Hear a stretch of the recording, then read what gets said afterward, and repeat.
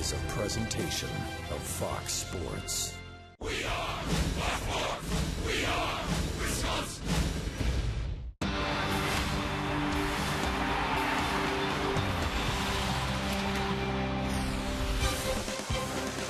Beautiful night for baseball as we welcome you to Miller Park. The second half officially gets underway.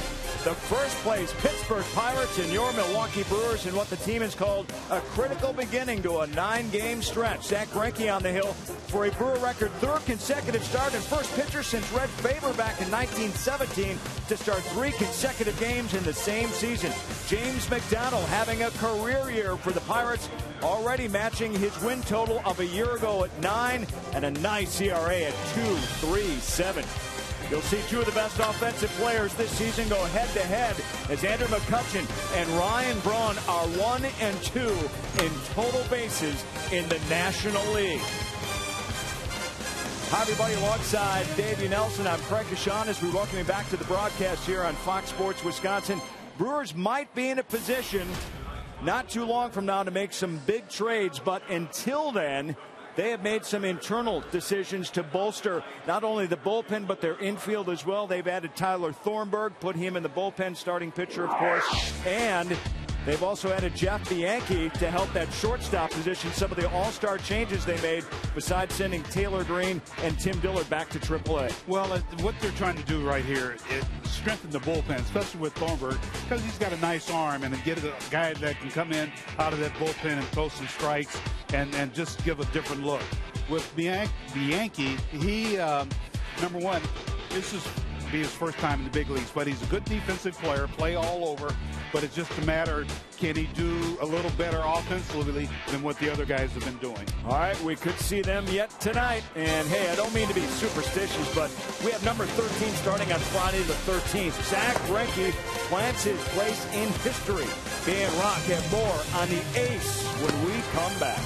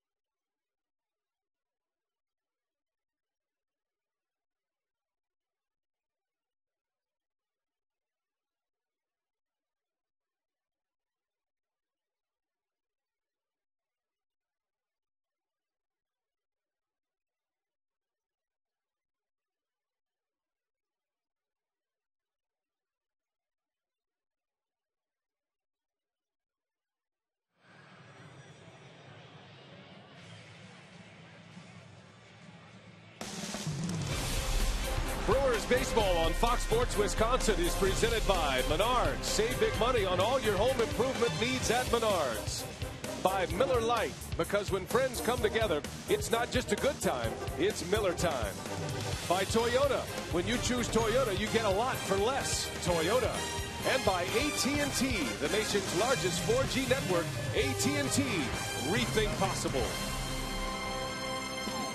Friday night at Miller Park, Drew Sutton and the Pirates, they have turned over the National League Central. They are in the lead right now. After the All-Star break, 1 game up. You see the Brewers are 8 games back, and they need a surge as they move into half number 2. Zach Greinke will start the second half for the Brewers. He has never lost at Miller Park. He is 15-0 in his 22 starts. Hopes to add 1 more to the ledger here tonight. Hi, everybody. We welcome you back from Miller Park alongside Bill Schroeder. I'm Brian Anderson. Hope you had a great All-Star break. Brewers are refreshed, hoping to get jump-started here in half number 2. And it's always great to have Zach Greinke on the mound after what was a very wild weekend in Houston. He's back on the mound tonight to make his 3rd consecutive team start. Yeah, he made a start against the Houston Astros on Saturday. After 4 pitches, he's a little bit late getting over to first base. Altuve beats him over there, and check out the first base umpire. After Zach spikes the baseball, Holbrook throws him out, and he gets to start on Sunday.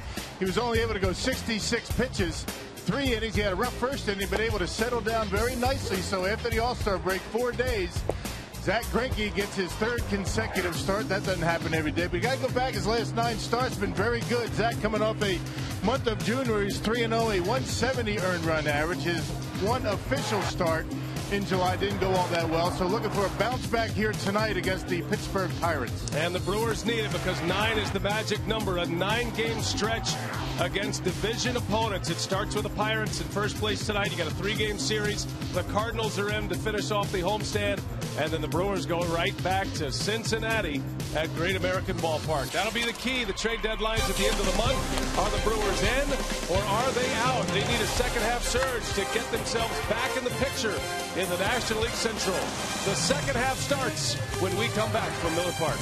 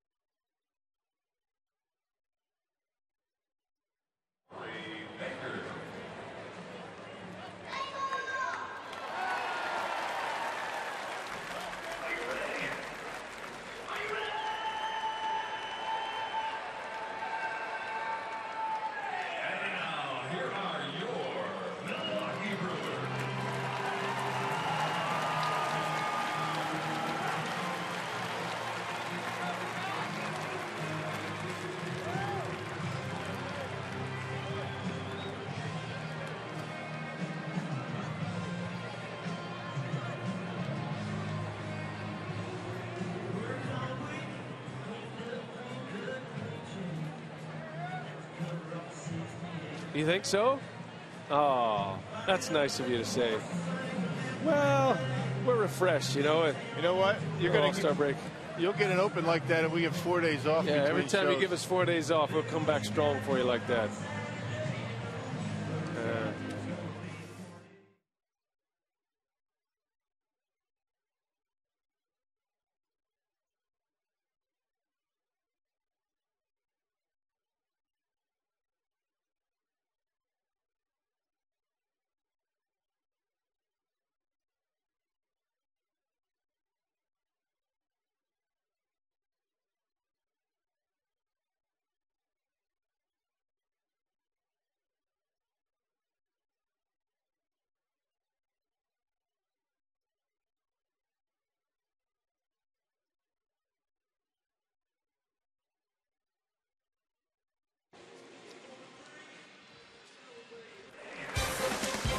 Number 13. It's been anything but unlucky here at Miller Park. Zach Greinke puts his 15-0 record on the line against the Pittsburgh Pirates. The first place Pittsburgh Pirates led by Clint Hurdle, and he has changed the attitude in Pittsburgh. He's got them thinking like a winner, and right now they lead the division as they start half number 2. The Pirates come into play 11 games over 500. at 48 and 37. And Pittsburgh is on a pretty good roll. They were not looking forward to the All-Star break as they have won 6 of their last 7 ball games. Drew Sutton is their leadoff man these days, and he takes strike 1, and away we go at half number 2. Beautiful night here in Milwaukee on a Friday night. Cloud covers come in. Been some rain in the area. Desperately needing some rain here in Milwaukee. As a matter of fact, earlier today, Rock, the tarp was down momentarily this afternoon. Get some water on this field and keep it relatively cool. The temperatures have cooled off nicely around here. Sutton right back to Greinke. And that's how his night begins. Let's give you the batting order for the Pittsburgh Pirates. It's brought to you by Piggly Wiggly. Drew Sutton to Neil Walker, followed by Andrew McCutchen, having an MVP type season. In the middle of the order, it's Garrett Jones, Casey McGee, and Pedro Alvarez. Rod Barajas, Clint Varmus, and James McDonald round out Clint Hittle's starting 9 against Zach Greinke. Well, Zach Greinke, the first pitcher to start 3 consecutive games for his team since 1917. So, an historic start for Zach Greinke, who's had good success against the Pirates in his career. He's 4-1. Well, starting those 3 consecutive games has never been done in the National League of Baseball. It was Red Faber who did that back in 1917 with the American League's Chicago White Sox. So witnessing history here tonight from Zach Greinke, and he's hoping he can fare a little better than Red Faber did back in 1917. Actually, Red Faber started 3 games in a 2-day stretch. He started both ends of a doubleheader and then followed it with a start the next day. He went 9 innings. Little flare into center field, caught by Nigel Morgan. 2 outs in the inning. Here's the rest of the Brewers defense. Flanking Niger is Braun and Aoki. And then Ramirez, Ransom, Weeks, and Hart go around the horn. Martin Maldonado does the catching. Brewers defense brought to you by Menards. That's Jerry Lane, the crew chief, calling the balls and strikes today. Vic Carapazza, Larry Vanover, and Dan Bellino, the base umpires. As Andrew McCutchen digs in, this will be a great matchup today. Greinke against Andrew McCutchen. And McCutchen has had a tremendous season, making an all-star team, and certainly when you're talking about a hitter to perhaps try to avoid late in the ball game in this series, this is the guy. Andrew McCutchen leads the Pirates in just about everything. McCutchen, an all-star, and he went into the all-star break smoking hot. His last 9 games hitting at a .553 batting average, had 21 hits in 9 games prior to the all-star break. He was 21 for 38. Leads the National League in hitting at .362. Also leads the National League in slugging percentage, total bases, and batting with runners in scoring position. Yep, so he can steal bases too. 14 bags. To the shift. Ransom. Long throw, not in time to get to speedy McCutchen. Yep, he can run. He gets the infield hits. That's the way you hit over 360 this deep into the season. A lot of infield hits. McCutchen gets on top of a high fastball, and nice play by Ransom, but McCutchen can scoot down the line. And you can see he beats it at first base.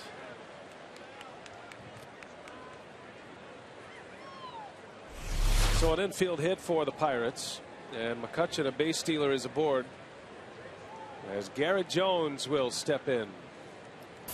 Big power hitter. Jones has 12 home runs this season. Doesn't play every day. He's in a bit of a platoon. You won't see him much against lefties.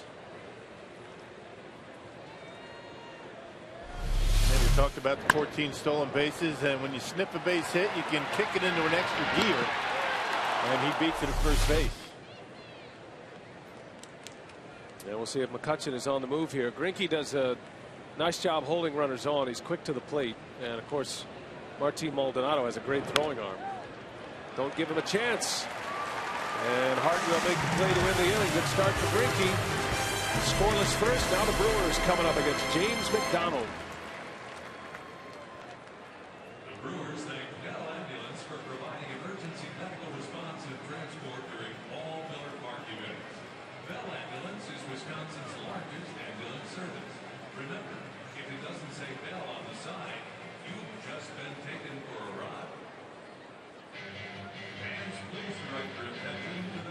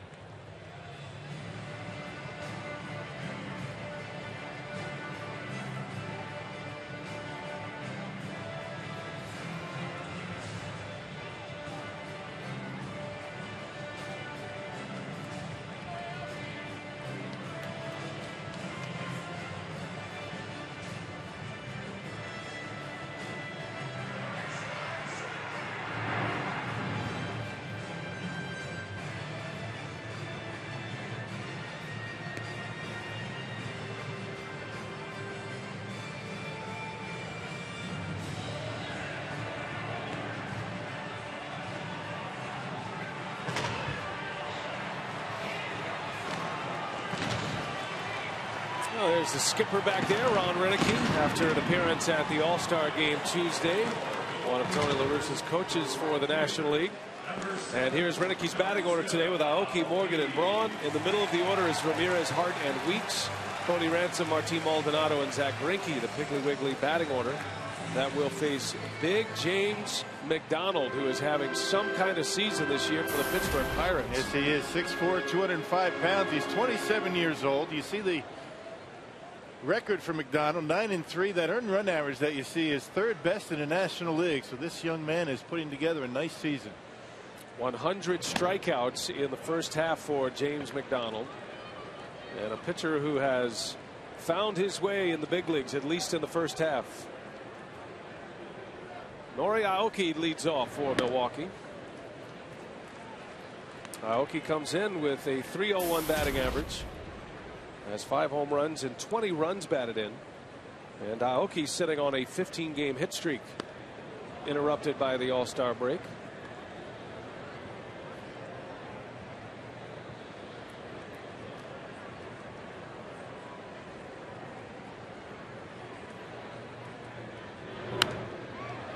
Yeah, you always enjoy the time off for the All-Star break, but when you're swinging the bat very well, like a lot of the Brewers in the top of their batting order were doing right before the break, you hate to have the 4 days off. The Brewers did have a workout yesterday. They took batting practice in infield, but we'll see how these guys respond after 4 days off.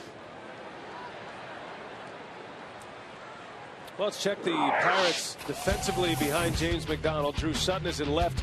Andrew McCutchen and Garrett Jones join him in the outfield. And then it's Pedro Alvarez, Clint Barmas, Neil Walker, and Casey McGee, with Rod Barajas doing the catching. Bernard's Pirates defense.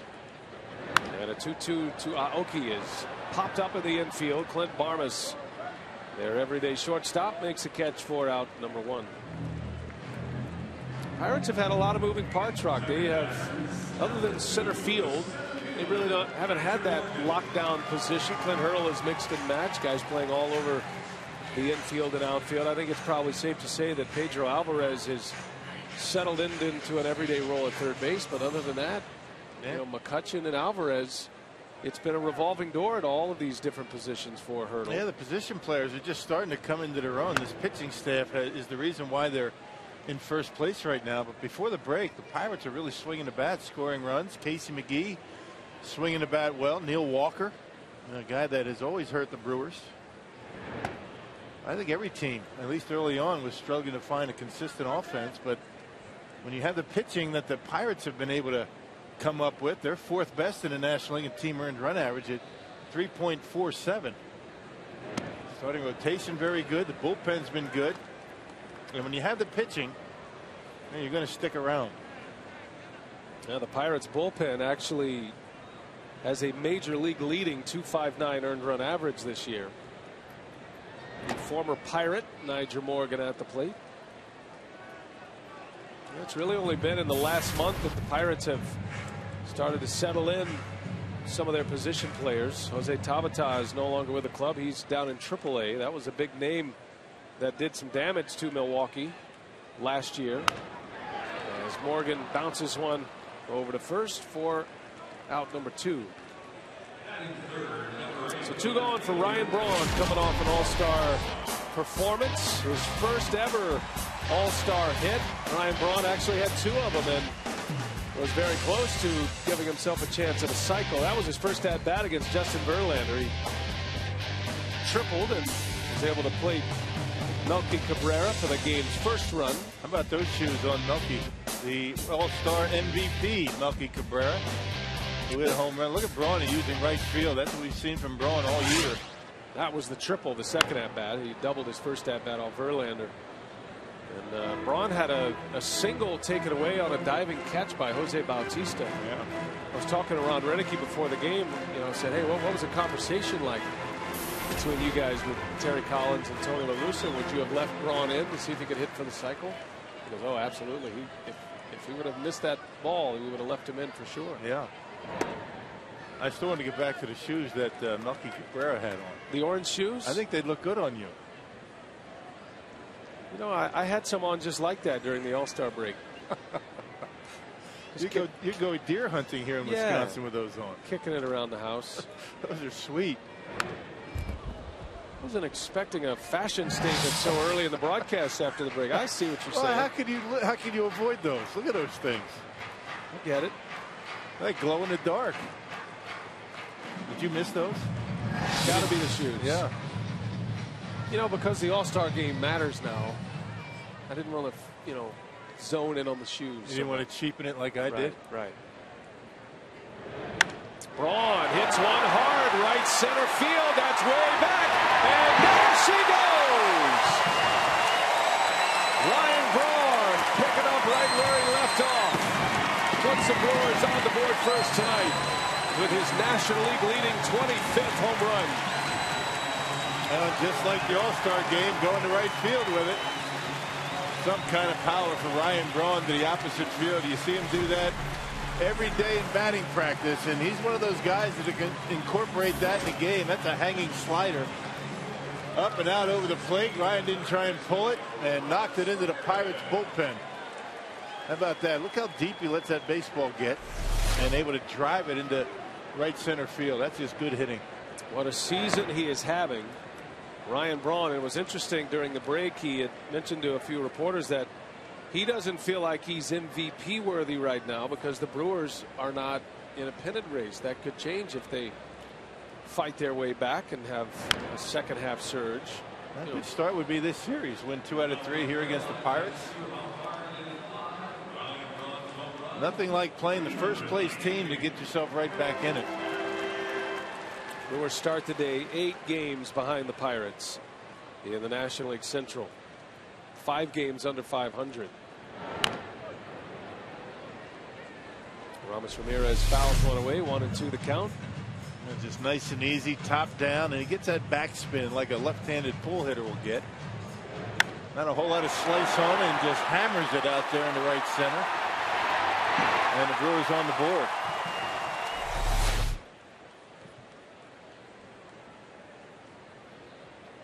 One and 2 to the former Pirate, Aramis Ramirez. It's where he started his career, was signed and developed by the Pirates before being traded to the Chicago Cubs. Comes in with a .272 average.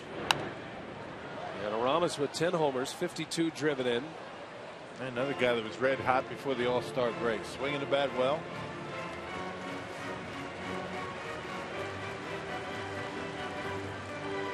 Ramirez on a modest 6-game hitting streak where he's hitting .379. Not a big sample size, but it gives you an idea of what Ramirez has been able to do lately. And he's also driving in runs lately. 7 RBIs in those last 6 games. Bigger sample size is his last 40 games. He's hitting .321 as he takes ball 4.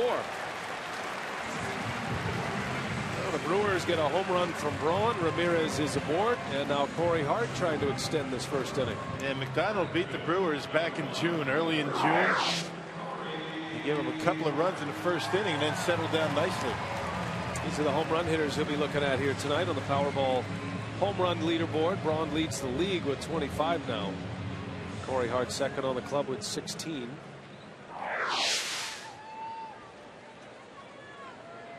Hart has pushed his way into the top 10 in the National League in home runs. He's tied for 8th right now. Among that group is Pittsburgh's third baseman Pedro Alvarez.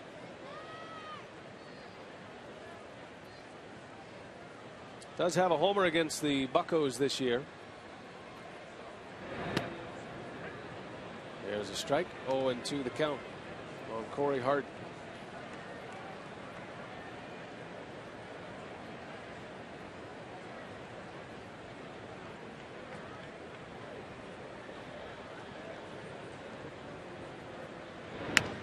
Hart golfs one into left field. Looked like he got fooled a little bit. Yeah, breaking ball, curveball for McDonald. He throws all 4 pitches. And reports on him, what we saw from him back in June. He throws all 4 for strikes. There's that curveball. Corey a little bit out in front, but he's able to keep the bat in the hitting zone a long time and able to hook it into left. Good job adjusting on the fly for Corey Hart.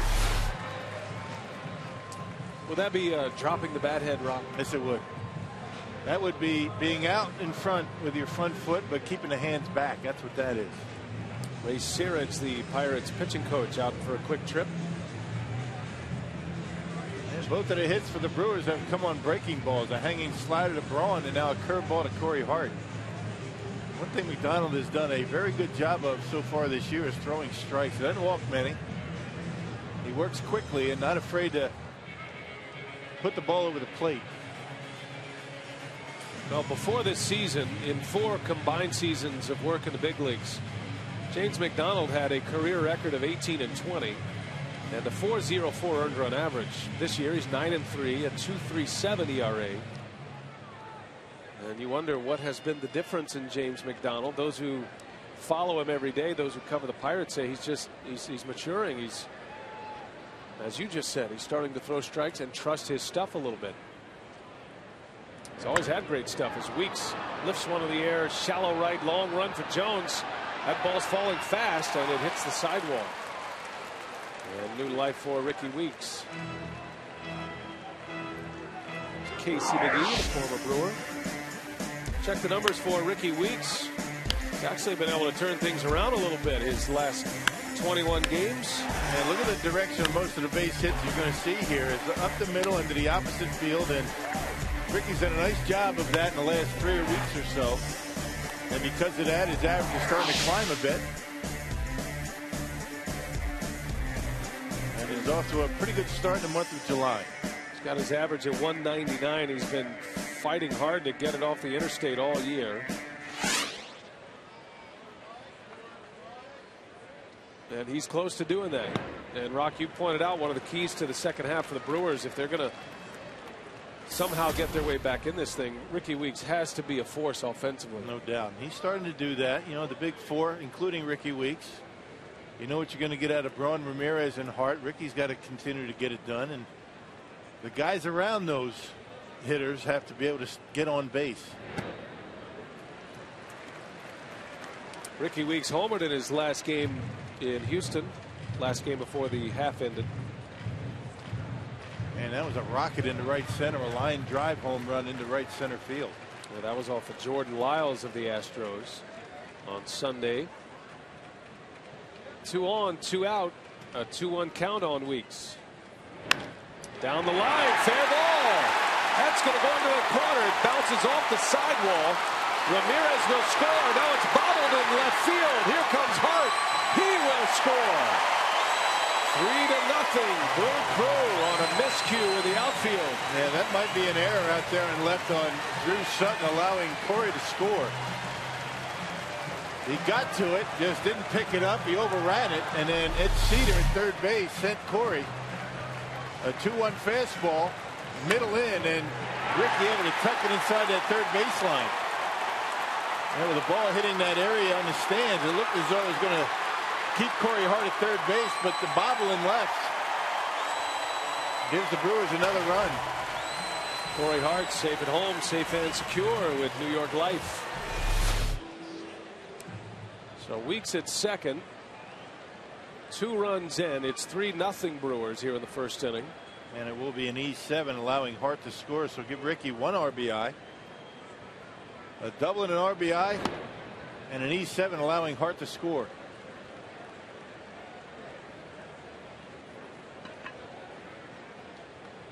Cody Ransom now. Well, good start for the Brewers offensively against one of the game's best pitchers.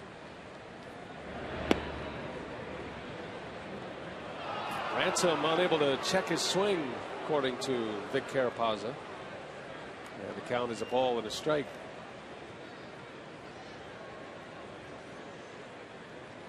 The unflappable Cody Ransom. Don't see much emotion out of the Brewers shortstop. No. He's steady as he goes. Yeah, good or bad, you never really know what he's thinking.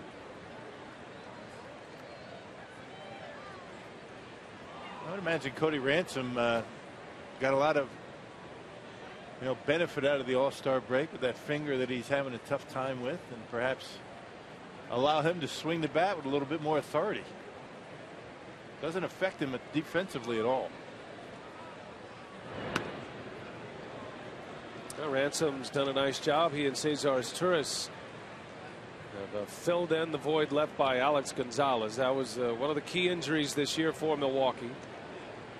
Brewers' everyday shortstop Gonzalez blowing out a knee, an ACL, cost him the season back in May.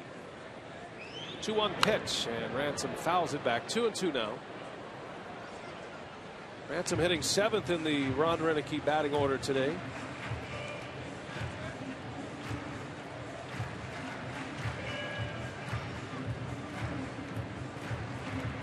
Roenicke is optimistic about the second half. He liked what he saw from the offense as they were winding up the first half. A lot more patient at-bats, successful at-bats with runners in scoring position. As Ransom lifts one in the air to center, McCutchen wants it. And that'll do it for the side of the first, but the Brewers get 3. There was an error in the inning, but the Brewers bring out their hitting shoes after the All-Star break. Braun goes deep, Hart and Weeks with hits.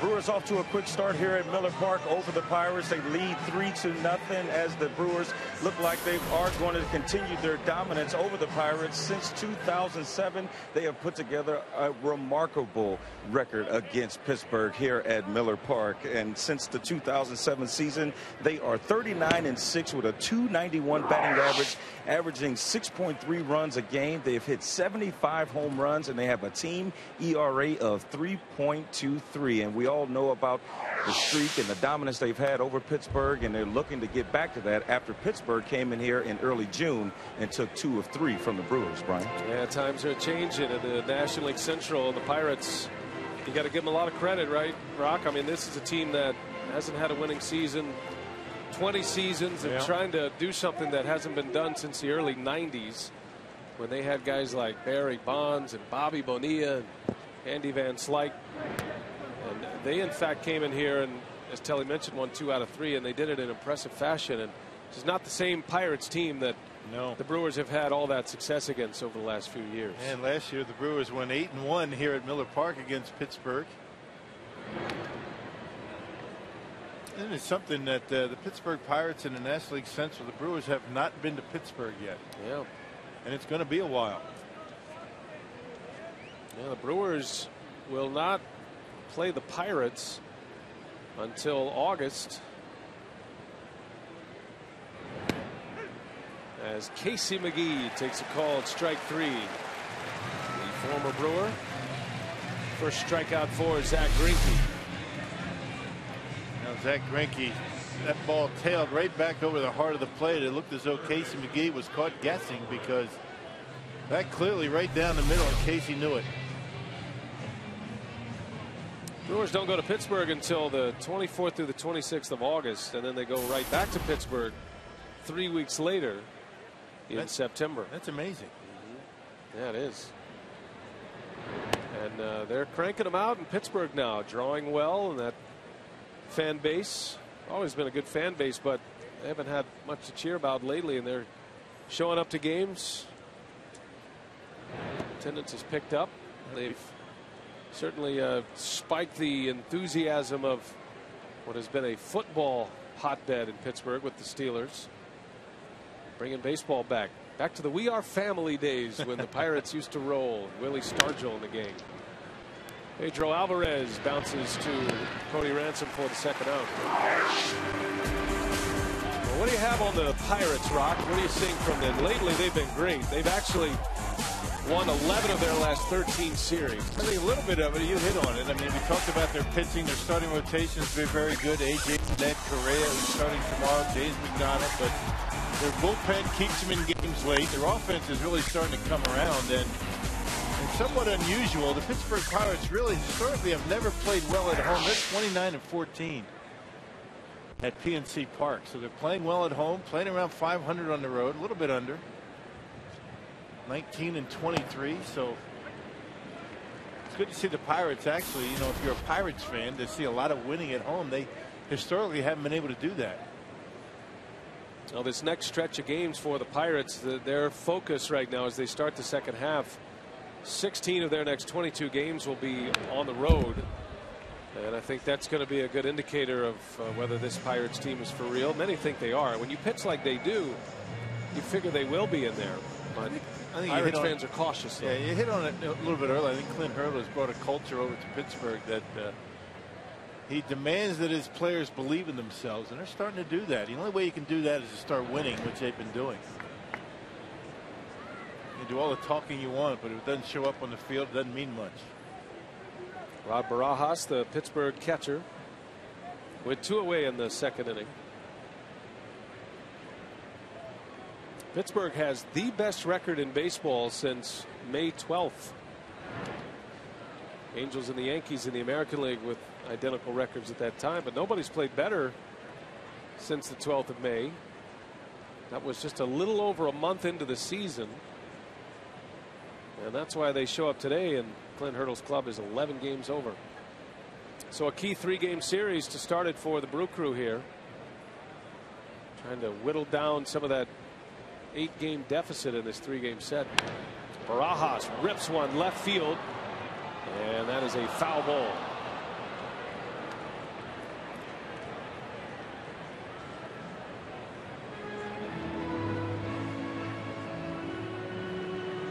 And you have to tip your hat to a guy like Barajas. I mean, a veteran catcher who has done a nice job getting, you know, the starting rotation and the bullpen, you know, through games. A good effort out there in left field. Don't be embarrassed, young man. Don't take it hard. That ball was hit hard. You know, lower your expectations. That's what I tell Rock on the golf course all the time. I finally bought in. I just don't go anymore.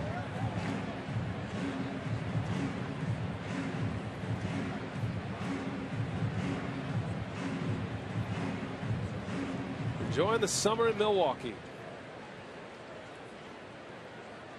2-2 pitch. Barajas hits that one deep center field. Morgan is way back there, and he'll run it down. Nigel Morgan makes the catch. Got a nice jump. And a 3-up, 3-down inning. Did what the fan couldn't do. Nigel Morgan, but he had a glove.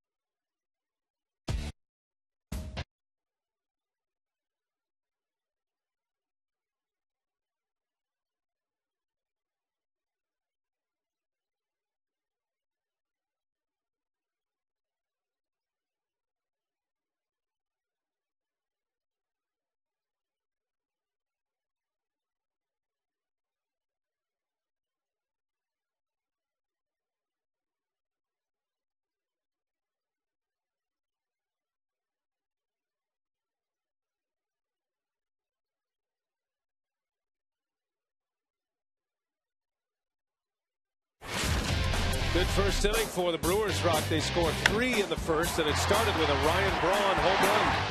After 2 outs and nobody on, the Brewers are able to put 4 consecutive base runs, including that Ryan Braun home run, a Walker Ramirez, Correa single, and scored on a double from Ricky Weeks and an error out in left field. Very similar start for McDonald tonight. As his first start this year at Miller Park in June, he gave up 2 unearned runs in the first inning and then was able to settle down. McDonald giving up 3 runs, 2 earned in that first inning. 6-1 record since mid-May. McDonald, that 1 loss since May 11th. He's won 4 straight decisions, McDonald, for the Pirates. Up in 7 of his last 8. Found a new gear. The Pirates got him from the Dodgers. It was a trade a few years back for Octavio Dotel. And, they weren't sure what they had. They knew they had a lot of upside, which is a pretty popular scout term for a pitcher who has great stuff, but is it pitching well? And he wasn't pitching well until this season. Just pitching so-so. Martin Maldonado leads off for the Brewers. Saw Jonathan Lucroy earlier today. He is close to returning. As a matter of fact, Lucroy will take batting practice for the first time tomorrow. I figure he's probably 2 or 3 weeks away from being back in the big leagues. Sooner than that to get back to a minor league rehab, you would think. Yeah, it's killing him to sit on that bench. We saw him early today, and throwing to the bases. Looked pretty good. Had something behind those throws. I mean, the rhythm's going to be off a little bit, but it didn't seem to really affect his velocity. Trying to keep the legs in shape. Well, Lucroy's been catching bullpens. His right hand was the injured hand, so he's been able to catch bullpens and stay in somewhat catching shape, I guess. But you were saying before the broadcast tonight that until you catch a game, your legs, they don't know what's coming yet. Right. I mean, you can do all the bullpens you want, but you're going to have to go down and do some rehab, maybe a week. 3 or 4 games maybe, and because those legs after a couple of games, you're going to feel like you're wearing cement shoes. It's just like spring training all over again for him. It's going to be very interesting to see what the Brewers do, though, when Lucroy does come back.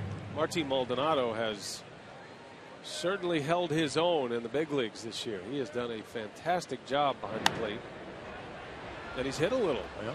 Maldonado is hitting .245. Came up with some big hits, some big home runs. Has 5 homers for the Brewers and just 110 at bats. Driven in 17 runs.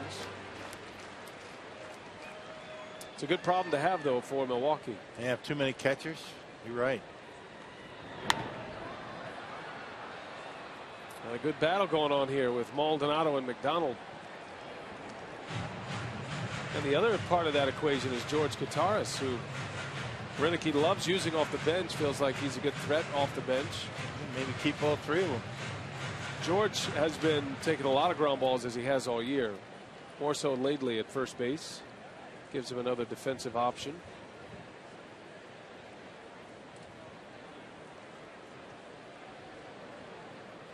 All decisions for down the roads. Brewers still have some time to make that call. Another foul out of play. Now you're looking for Lucroy, perhaps the end of July, first part of August. I think the Brewers are shooting for the end of July, which really you're talking about a 1-month decision for somebody. That person who gets sent down, or he'll be back in September. But that guy's going to be activated. They need his bat. Here's the 9th pitch of the at-bat. Breaking ball down and in. 3-2 now to Maldonado. McDonald's just not able to throw that breaking pitch for strikes. He's throwing it. He's trying to get a feel for it, but it's been out of the strike zone. 3-2. And a line drive to center field. What a plate appearance for Martin Maldonado on the 10th pitch of the sequence. Yep, and because he really didn't worry too much about the breaking ball, because he wasn't able to throw it for strikes, Maldonado hammers a fastball right into center field. Right down the middle, and he centers on it nicely.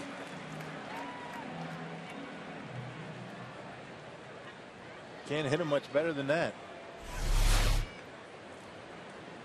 So that is a leadoff single for the Brewers, and it'll give Zach Greinke a chance to get a bunt down, which he does, as a sacrifice to advance Maldonado to second base.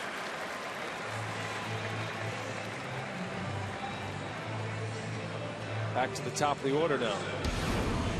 Fox Saturday Baseball is back tomorrow.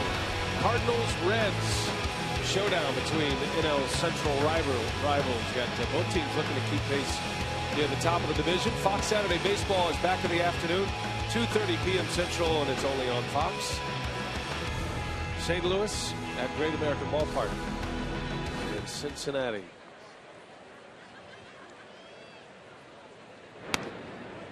In the Central Division starting play today, the Pirates up a game on the Reds, and then the Cardinals are 2.5 back. Those three teams all over 500, all with winning streaks. Reds have won 3 in a row prior to the break.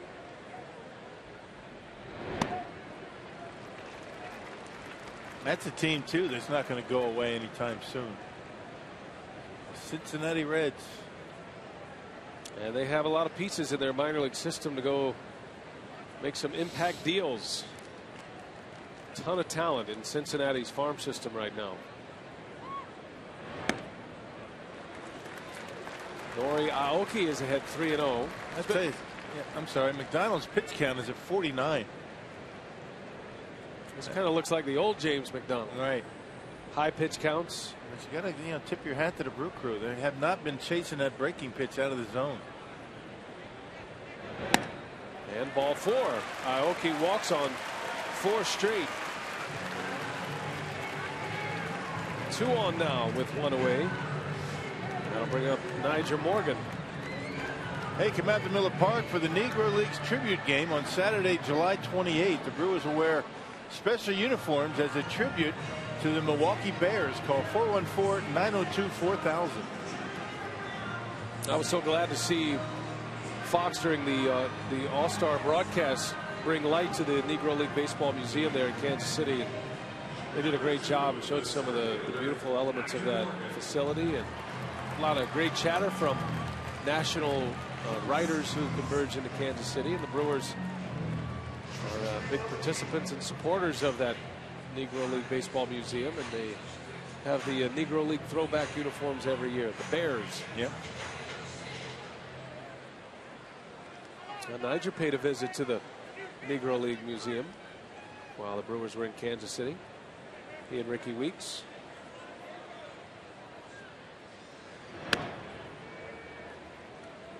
Big spot for the Brewers. They have a 3-0 lead, trying to add to it here in the second inning. Maldonado with below average speed at second. Aoki runs well at first.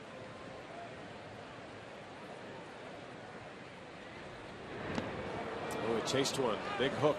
And that's that breaking pitch. McDonald ahead in the count, had Morgan chasing the curveball. And that's a pitch that, at least in the early going, the Brewers have been able to lay off.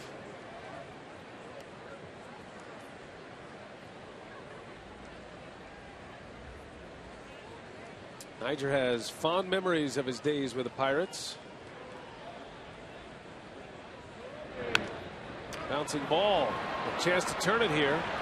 And Morgan just beats the throw as Nori Aoki just crumbles the shortstop Clint Barmes to the ground. Yeah, good job by Aoki hustling down there to break it up. And Casey McGee cheating over there at first base a little bit, pulling the foot, tried to pull a fast one on Vic Carapazza, the first base umpire. Check him out. Tried to sell it. And that's a big play. That brings up Ryan Braun with a couple of men on. Taking a page out of the Albert Pujols book right here. Casey McGee, the wily old veteran. So here is Braun with runners at the corners. Barmes was certainly aware of Aoki coming in hard on him and didn't have much on the throw, which bought Morgan just enough time. Saw Ryan's dad Joe here today. He's at the ballpark. Got his Ryan Braun jersey on. Had a good time in Kansas City with the family. Saw his son put on a heck of a show in Kansas City. Nice catch out in left field, couple of hits. Hey, Rob Prince fielder of a base hit, which gave some satisfaction to Brewers fans. Nice catch by Braun out there in the gap. How about Prince in the home run hitting contest? That was something, wasn't it?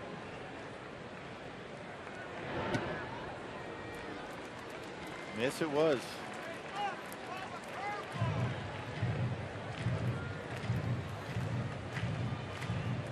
Braun with 62 ribbies now after that solo homer in the first. Only Beltran with more. Braun leads the league in homers.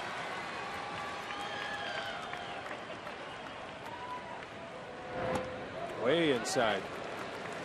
3-0. He didn't catch it. The All-Star game fielder against Steven Strasburg just hit a missile into the gap, and Braun able to run it down.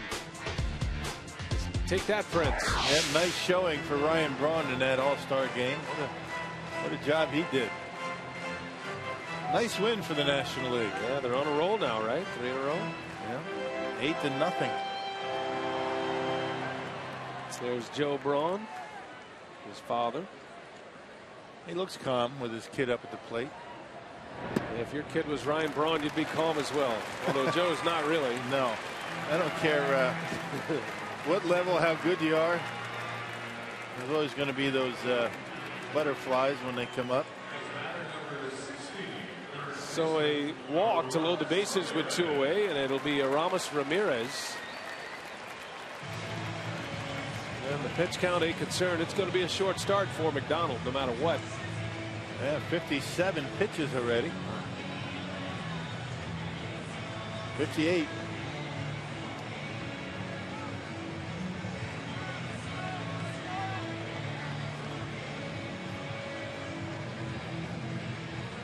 Maldonado, Morgan, and Braun on the bases. Maldonado has the only hit of the inning. A single after a 10-pitch at bat. Now Ramirez in a big RBI spot. The cleanup man trying to do just that here in the second inning.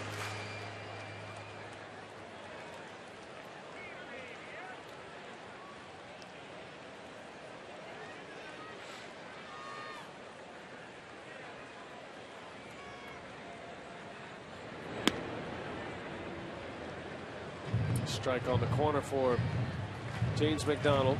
Ramirez drew a walk in the first inning, scored a run.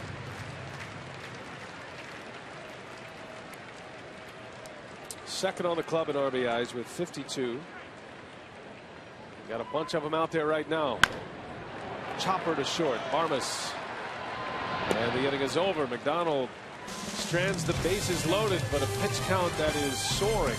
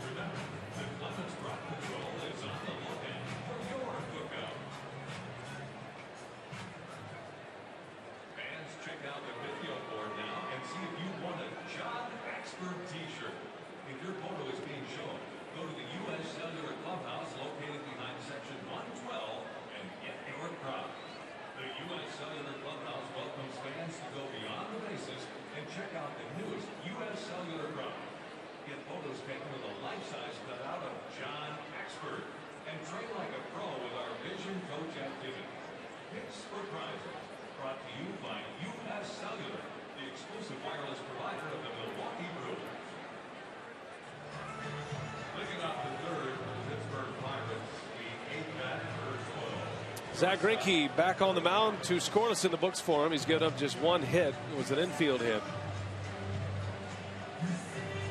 And our carshoot.com email the booth question. Tony wants to know, which team is the biggest surprise at the All-Star break, the Pirates or the Nationals? Those are the best 2 records in the National League to start play today. The Nationals have the best record, 49-34. They have a 4-game lead over the Braves. What do you think, Rock? How can you pick either one? I think they're both big surprise, but I would have to pick one. I think it would be the Pirates. I think that going into the season, I think all the experts were saying that the Nationals were really loaded in their pitching staff and a few more veterans on their team.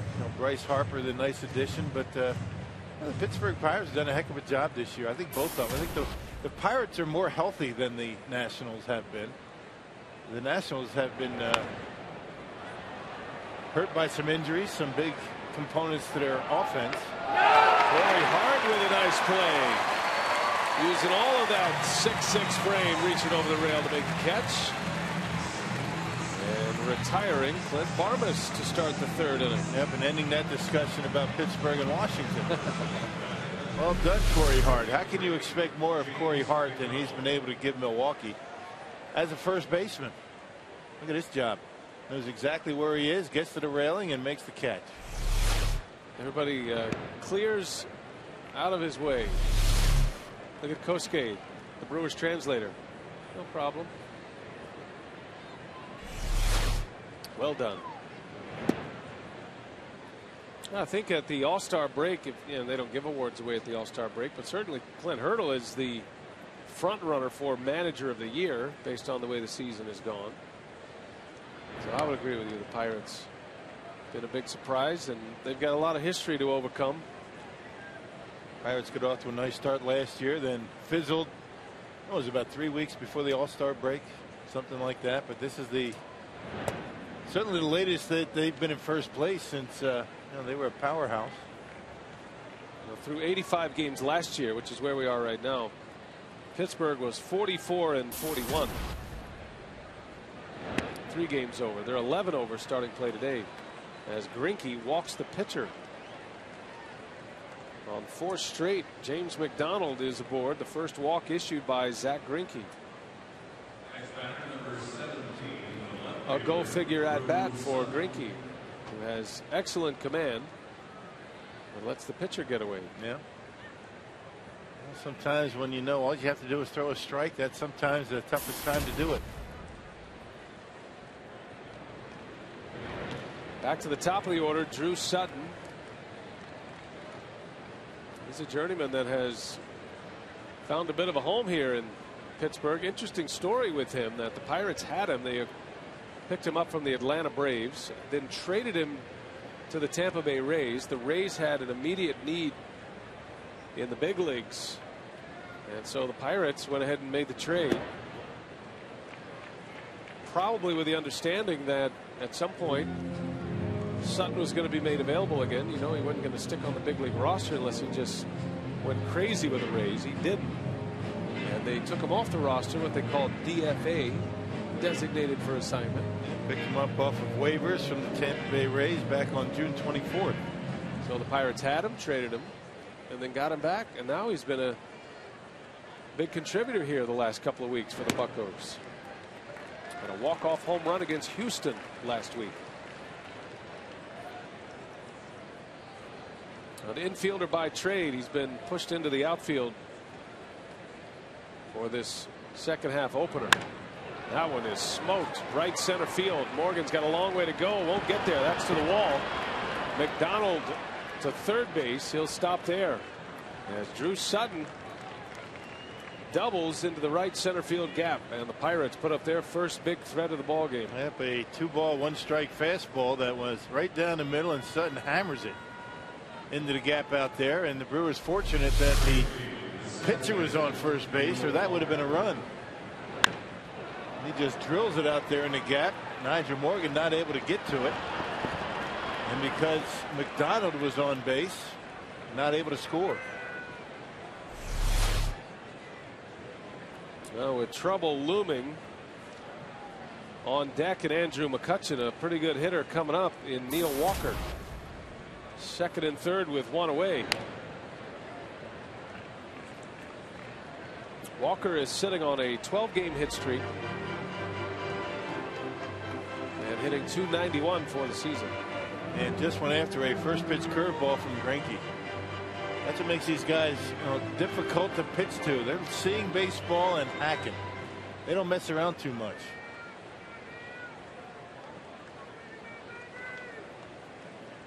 Walker, a Pittsburgh native,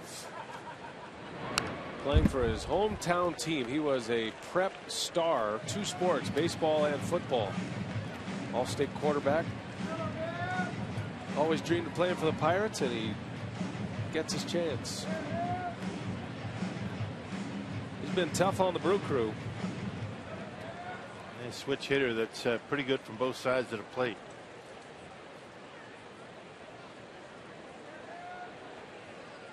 Walker is 3 for 12 lifetime against Greinke. And Greinke strikes him out. Maldonado hangs on to the foul tip.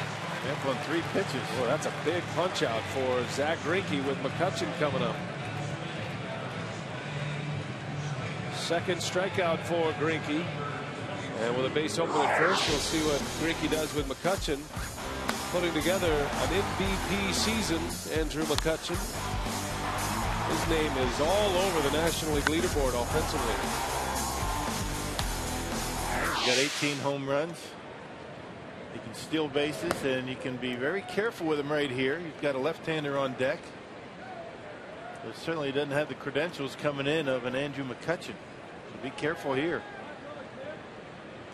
And he's very tough in these situations, hitting .400 with runners in scoring position this year. That's the best in the National League. Did he go? Yes, he did, says Jerry Lane. And a ball and a strike on McCutchen. Infield hit for McCutchen in the first inning. The first Pirates hit until the double by Sutton a moment ago.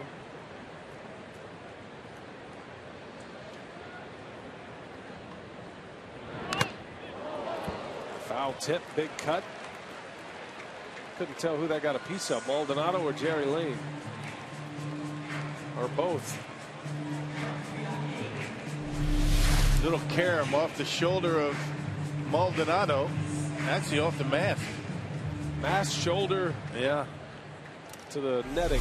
How about that pitch that McCutchen just missed? Right down the middle. Like a violent hack. 1-2. Greinke in the driver's seat. And a breaking ball that just missed. How about that take? That's something else.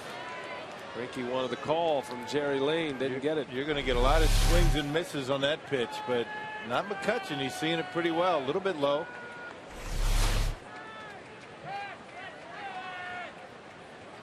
That was an A+ breaking ball from Zach Greinke. Wonder if he has another one in him. Maldonado wants to start over. Second and third with 2 away. And he went back to the slider, and McCutchen lays off. Full count. A walk's not the worst thing in the world. Right. Throw another one. Another slider.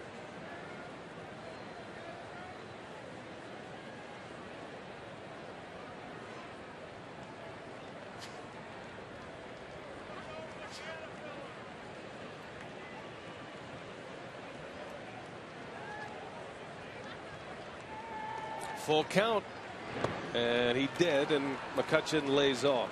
That's just a good at bat right there. He fell behind early. Greinke tried to get him to chase 3 sliders and didn't bite. None of the sliders that Greinke threw in that at bat were for strikes. The fastball's for strikes. There's a pitch that McCutchen ordinarily doesn't miss, and then 3 consecutive breaking pitches. That first one there was very close, and then Greinke saying, all right, I'm not going to give you a fastball. And he takes first base. Well, he does put the tying run on, but goes to work against Garrett Jones here in the 3rd inning.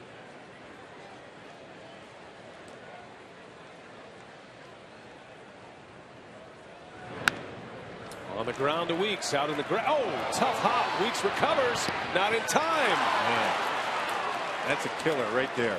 Bad break for the Brew Crew. That ball was headed for Weeks. Took a tough hop on him and hit the lip of the grass as Weeks was in the grass. I think Ricky forgot how deep he was at second base. He was on the outfield grass.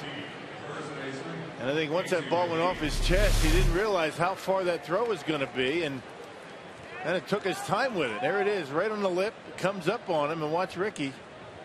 He gets to it. Looks like he takes his time a little bit, but Garrett Jones able to beat it. That'll be an error on Weeks, an E4. Well, made his pitch. He got the out, and he's still out there.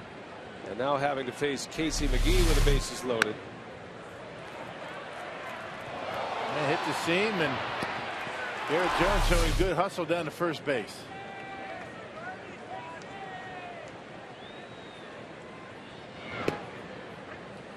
Strike to McGee. 1-1 the count. Base is still loaded. The Pirates are on the board for the first time on a Weeks error. So McGee really swinging the bat well for the Pirates lately.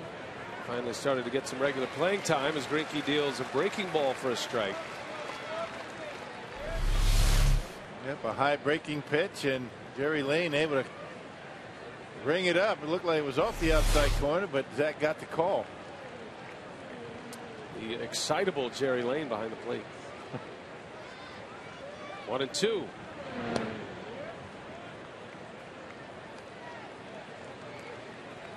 Overall, McGee batting .251.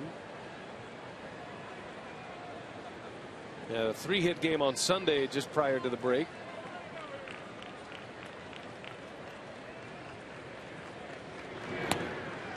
Missed 3-2. And Greinke is going to be forced to come in there now. Casey McGee's been one of Clint Hurdle's best players off the bench this year. Use him in pinch hit roles. He's hit for a .379 average, and that success has earned him occasional starts. He gets one tonight against Greinke. Runners go. 3-2 pitch. Bouncing ball to Corey Hart. He bobbles. Greinke's there for him to win the inning. Shoddy defense for the Brewers, but the Pirates managed just one. It's 3-1 Crew.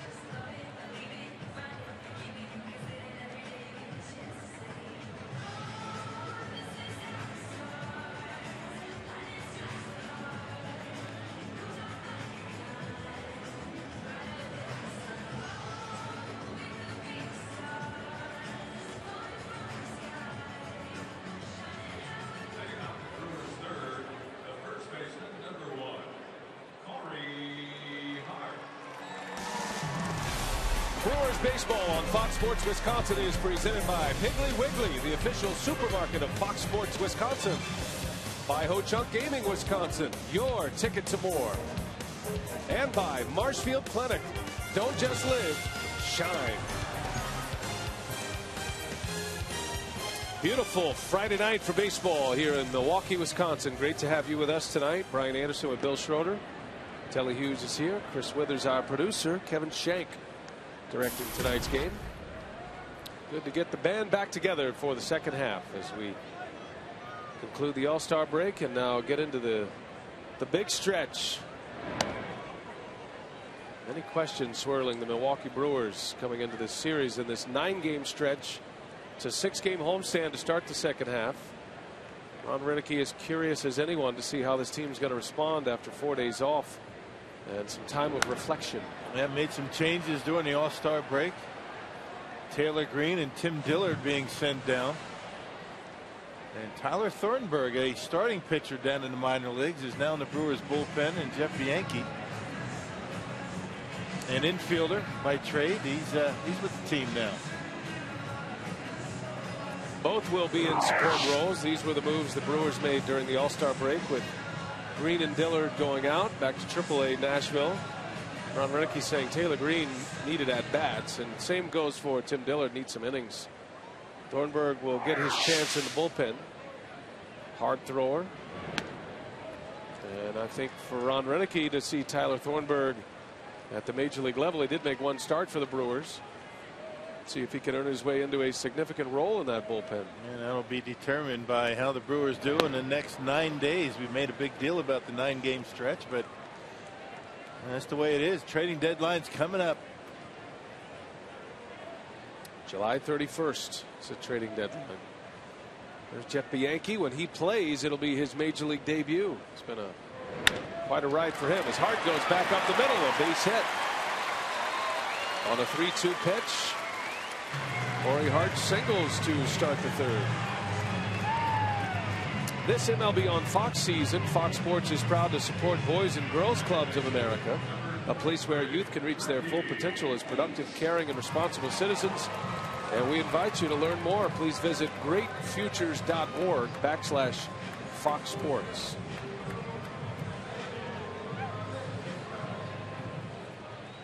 Here is Ricky Weeks with a man on.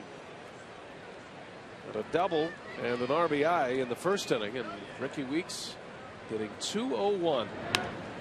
He pops this one up on the first pitch. One gone.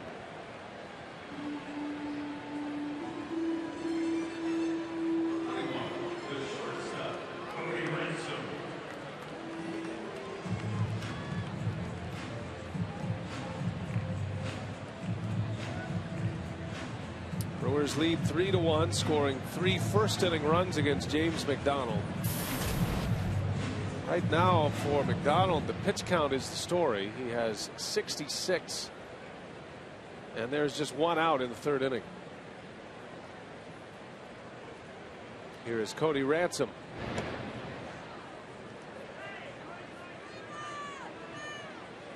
This might be a spot where you see some action on the base paths. Cody Ransom, a good hit and run man. Ransom popped up to the center fielder his last time up. Highest pitch count for James McDonald this year was 120 pitches. That was back at the end of May in a complete game victory against the Twins. He also had a 114 pitch game. That was back in April. He has been so good for the Pirates, so consistent. He's only given up more than 3 runs once all season. That was in a victory against the Phillies. Gave up 4 runs to the Phillies in late June. Other than that, he's kept it at 3 runs or less. Finished the first half with 100 strikeouts on the nose and 31 walks. Ransom, a bouncing ball. Backhanded Barmes goes to second for 1. The turn in time for the out. The Pirates turn 2 on a beautiful double play started by Clint Barmes. Standing over, the Pirates flashing some leather to end the third inning.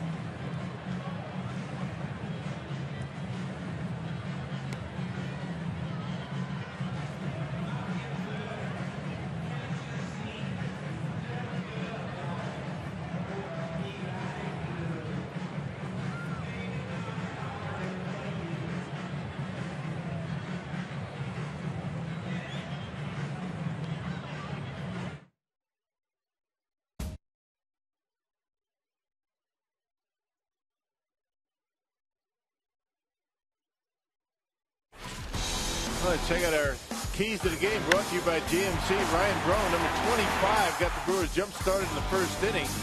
A 3-run first inning, 3 hits, a walk by Ramirez, Corey Hart, and Ricky Weeks double. And a very good start to the second half from Milwaukee. The error by Drew Sutton plays Corey Hart. And Zach Greinke cruising along until the third, where an error cost him a run. It all started with a walk to the pitcher with 1 out. And that pitcher, James McDonald, scored that run, an unearned run against Greinke. He's given up 2 hits to the Pirates, 3-1 as we go to the 4th. Pittsburgh will have Pedro Alvarez, Rod Barajas, and Clint Barmas. That was a nice double play the Pirates turned to in the 3rd inning. Barmas has always been a good shortstop. Ended up playing a lot of second base for the Colorado Rockies after Tulowitzki arrived on the scene. He's been a steadying influence for the Pirates, but he does a very good job defensively. We saw him with the Astros a year ago, and a nice pickup. He's had his problems at the plate, but he's always had very good success against Greinke. Barmas due to hit 3rd in this inning. Greinke looking for a clean one here.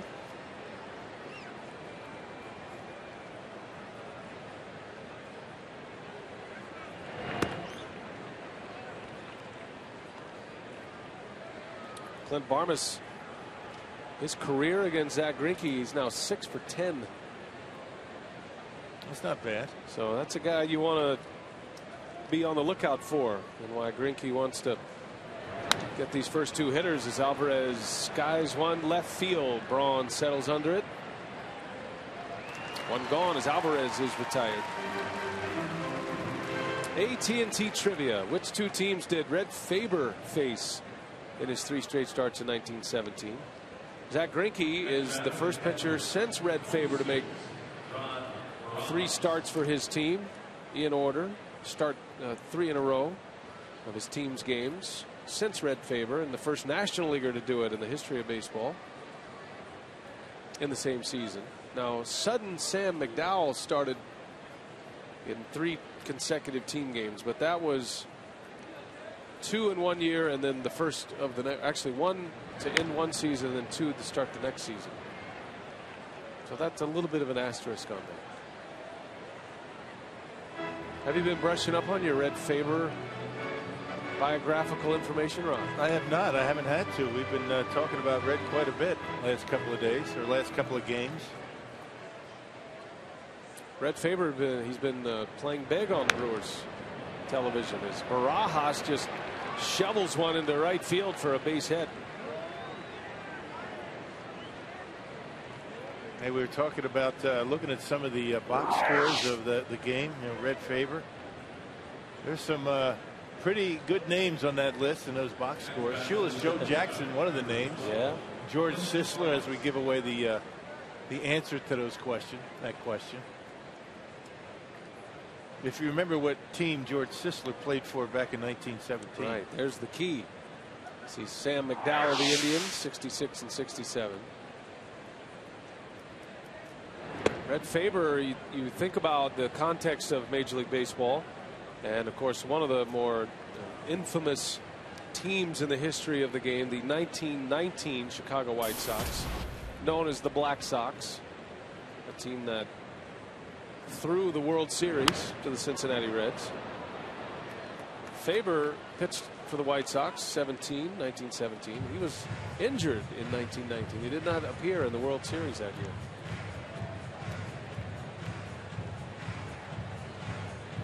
And until Zach Greinke tonight, no pitcher in the history of the game had started 3 consecutive games for their team. Greinke made a start on Saturday against the Astros. He threw 4 pitches and was ejected. Came back, started on Sunday, lasted just 3 innings, gave up 3 runs, and he starts the first day after the All-Star break.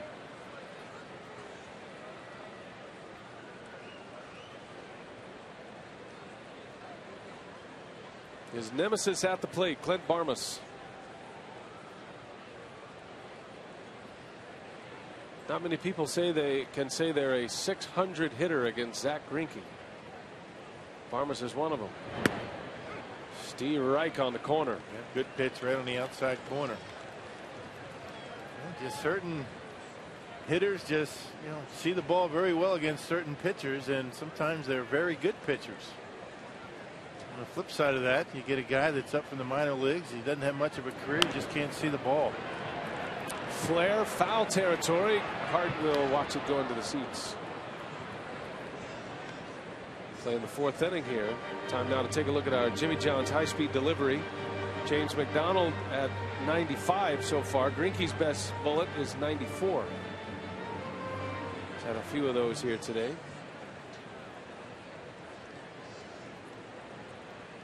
Would love to get a ground ball in this spot. Return the favor to Barmes. Barmes is late on that fastball. Zach ordinarily, as we looked at that high speed, he's usually got a couple of 95, 96ers. Not yet. Essentially pitching on regular rest after his start on Sunday, his 5th day. There's a little flare, and that's going to fall, and a base hit. What, 2 hits off the end of the bat. Greinke and giving up 2 base runners here as Barajas and Barmes both single. And again, not a bad pitch. That pitch is down and away, and Barmes just goes down and gets it right off the end and dumps it into center field. These guys just hack. I mean, the Pittsburgh Pirates, they strike out a lot and they do not walk much. They like to swing it. And Barmes now 7 for 11 lifetime against Greinke. Brewers are expecting a bunt here with McDonald. 1st and 2nd with 1 out.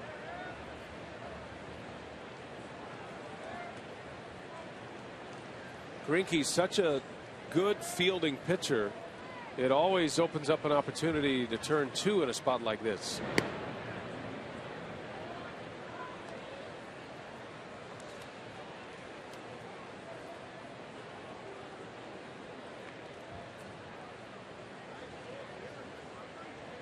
Aside from what he does on the mound, he's a very good athlete. He handles the bat well, Zach Greinke, but he also fields his position at a Gold Glove caliber. Yep. And the way McDonald was running around the bases, he doesn't get down the line all that well. So if the Brewers pinching on the corners can get something that has a little bit of firmness to it, they might be able to turn 2 as well. McDonald squares, gets a bunt down, foul.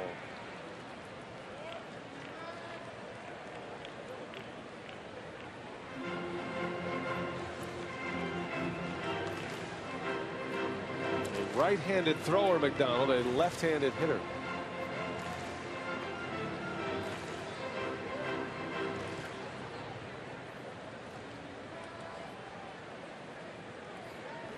Protects that throwing arm with a pad.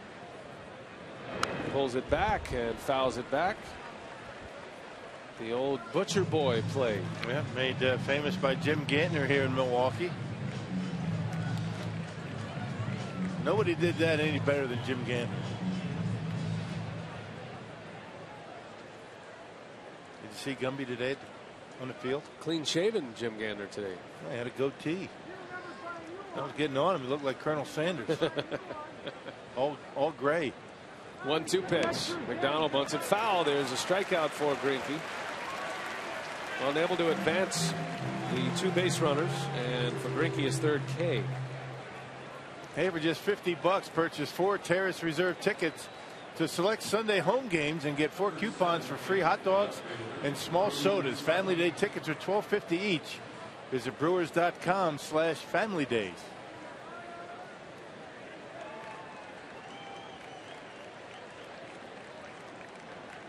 Two men aboard, 2 outs. Top of the order here is Drew Sutton, who doubled his last time up. Greinke starts him with a wrinkle and gets ahead of him.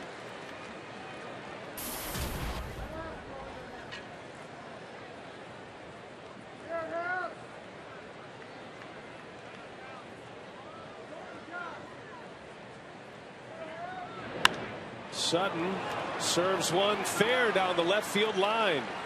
Barajas will score. And it is 3-2. And how about these 3 hits that the Pirates have amassed in this 4th inning? Yeah, that last one was a pretty good piece of hitting by Drew Sutton. Taking that ball to the opposite field. A pretty good pitch by Greinke. Check it out. On the outside corner. Might have been up just a tad. Not much, but that was a good piece of hitting. And this slices it down the left field line. Plating Rod Barajas, who had a flare to start the inning. 3-2 Milwaukee. The Pirates have answered back. Sutton with his 2nd double. And now 2nd and 3rd for Neil Walker. A base hit could put the Pirates on top.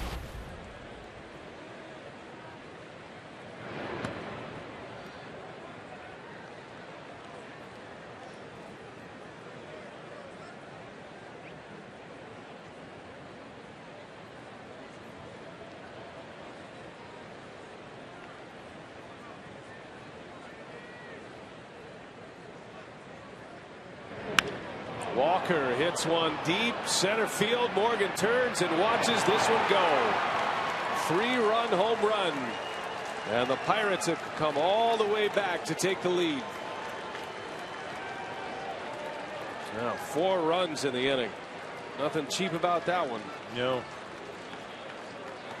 Yeah, good approach by Drew Sutton to plate the 1st run in the inning, and then Neil Walker takes it to the opposite field. A breaking ball up in the strike zone, and Walker gives it a pretty good ride out there in left center. No cheapie there. You remember Walker swinging a first pitch curveball his first time up. This time Greinke leaves one up in his zone.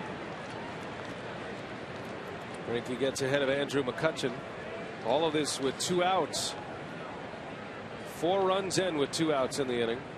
All 5 of the Pirates runs coming with 2 outs in this game as McCutchen bounces to 3rd. Ramos Ramirez for the out. Inning over, but damage done. Neil Walker extending his hitting streak to 13 games.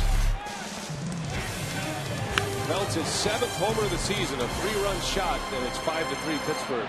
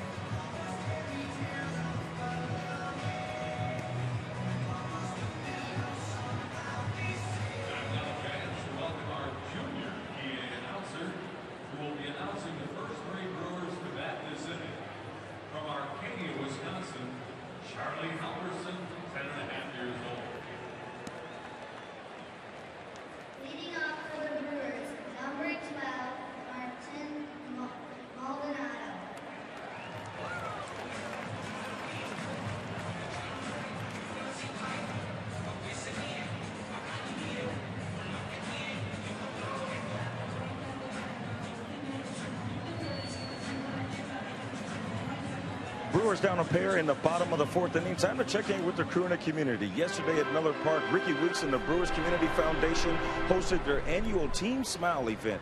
300 young kids from the Boys and Girls Club Milwaukee received full dental care, including cleaning, fluoride treatment, fillings, x-rays, and lessons on proper dental care.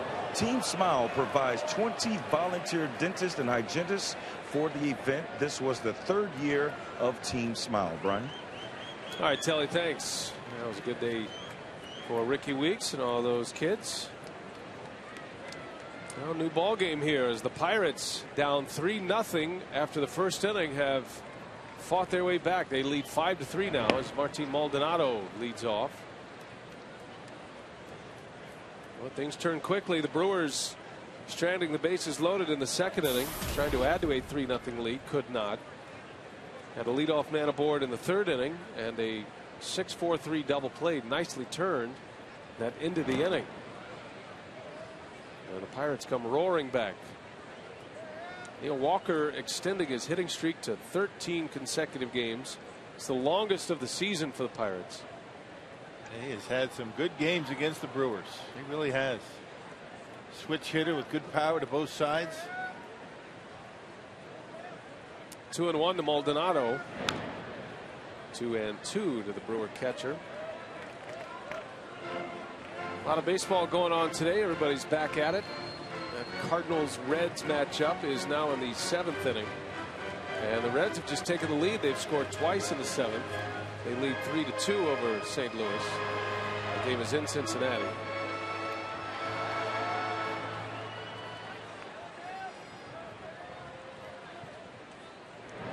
Maldonado to center field. McCutchen closing fast. Can't get there. Team Maldonado is 2 for 2 against James McDonald. And the Brewers, for the 3rd consecutive inning, have their leadoff hitter aboard. Have a high fastball by McDonald, and look at Maldonado able to get enough of it to dump it in front of McCutchen. He didn't get a very good jump on that baseball. Ordinarily, center fielder McCutchen is all over that one, but I think because it was down on the trademark a little bit with the big swing, got a bad break on it. Greinke up there to bunt. McDonald spins him out.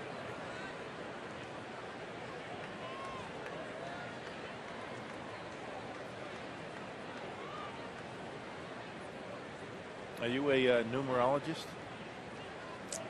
No, not really. The Friday the 13th and number 13 on the mound. Greinke lines out, throw to first. Maldonado is back. Well, maybe that had something to do with that right there. I see what you're saying. The bad luck. Pirates had some fortunate luck against Greinke in the top of this inning. Right. Is that where you're headed? No, I'm just kind of interesting. How many pitchers were number 13? Almost had a double play. Maldonado gets hit with it, and he's got to stay at first base. A rare occasion where Greinke not able to advance the base runner. Look at Neil Walker here, trying to make a bare hand grab and almost did it. Fortunate that the Brewers didn't end up in a double play.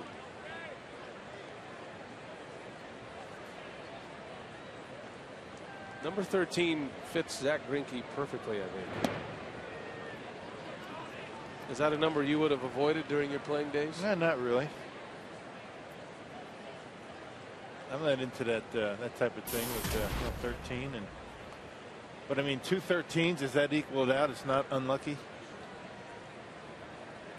26 for the Friday the 13th. Yeah, this is the second Friday the 13th the Brewers have played this year. I didn't even realize it was Friday the 13th until you just pointed it out. They got beat by the Atlanta Braves on Friday the 13th early in the year. I knew it was July. 50-50 on the fact that it was Friday and had no idea it was the 13th.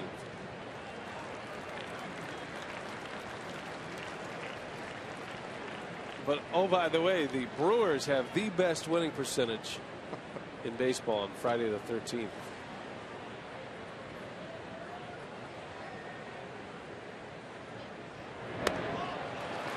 Nori Aoki draws the walk. Second time he's walked, and on 4 straight once again. 2 on with 1 away. Nigel Morgan coming up. In other words, I don't think I'd have any problems staying on the 13th floor of a hotel. Right. But they don't have them. Some of them don't. Right. My buddy Jeff Miller pointed out that the 3 Friday the 13th this year, January, April, and July, they've been 13 weeks apart. If you want to take it next level. This is the last one. See, you are into it. Well done. It took you a while to start embracing the 13th the discussion. I thought you were going to leave it flat, but you didn't. You never do. Did you say something wrong? What do you figure this meeting's about here? Your former teammate, Ray Searage. Yeah, Ray Searage, back in 1984, I believe it was.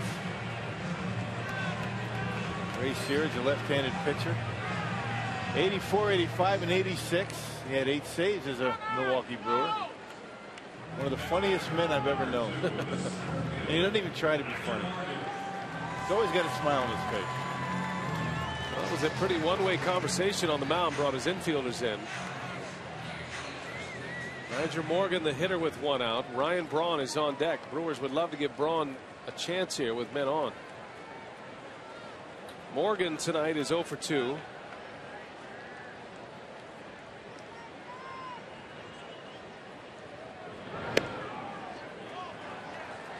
Five straight balls from James McDonald.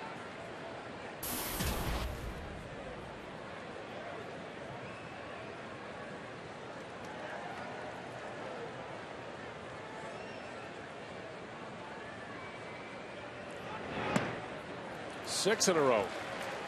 2 balls, no strikes on Morgan.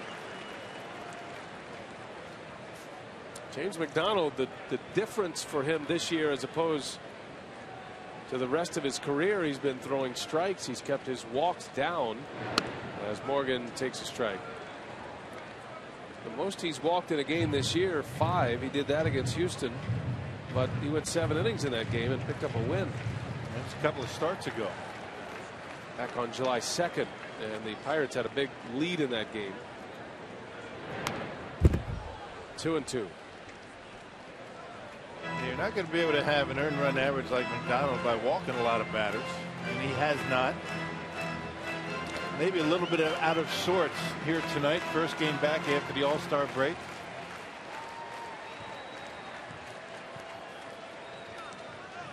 Big spot for Morgan with Braun coming up next. Brewers down 2 in the bottom of the 4th inning. The Pirates just put 4 on the board in the top of the frame.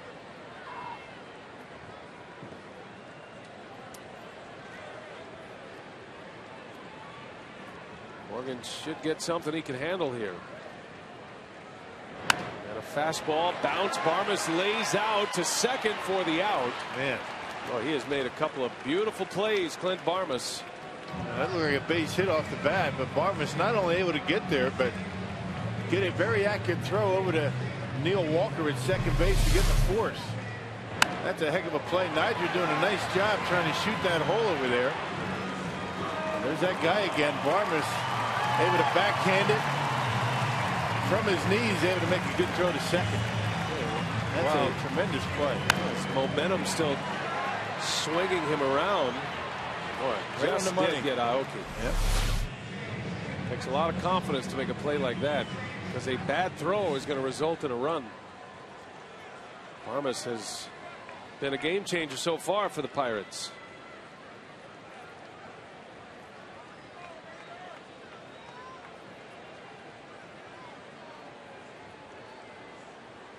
Ryan Braun with 2 on. And Rod Barajas will make a trip to the mound. Braun homered in the 1st inning. His National League leading 25th home run of the season. This is where he ranks coming into play today post All-Star break. Leads the league in homers. He's 2nd in total bases and RBIs. Only Beltran has more runs batted in than Ryan Braun. Doing a nice job backing up his MVP season a year ago, and this continues to get better year after year. Oh, a shot back up the middle, a base hit. Undressing James McDonald on the mound. Braun with a bullet, an RBI single, and the Brewers are within a run. Yeah, just a nice easy swing. I mean, that ball just jumps off his bat. Bat speed at the point of contact, not a lot of unnecessary movement before he swings it. And look at the extension. You talk about leverage. Ryan Braun starts high, down and through the baseball, and an RBI. Man alive. That ball went out much faster than it came in as Maldonado scores a run. And now 2 on for Ramirez. A chance at retribution here for Ramirez quickly. His last turn at the plate He grounded out with the bases loaded in the second inning. Takes a curveball strike. Man, look at the way. I mean, that's a perfect swing. The shot on the right, you take a picture of that, send that to every Little League team in the country, and that's how you hit. And look at the extension on the left. Head down, able to get the arms extended on the pitch. It's outer half. I mean, there's nothing wrong with that swing. That's perfect.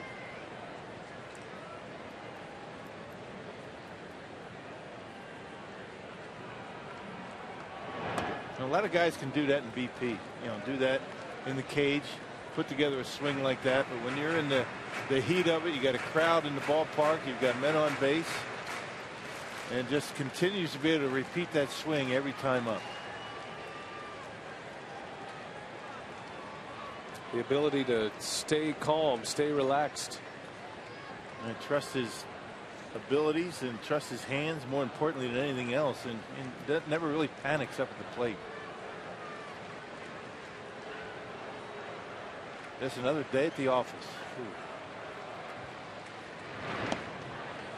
Now Braun is 2 for 2 with the walk, giving Ramirez a chance with 2 on. And it looks easy from up here. It looks easy on television. It looks easy from the stands, but it is not. Tough to do what he does every day. 2 balls and a strike. And Ramirez lifts one in the air. Leaving a ton of runners on tonight. Ramirez so far flies out. The beautiful swing of Ryan Braun brings the Brewers within a run.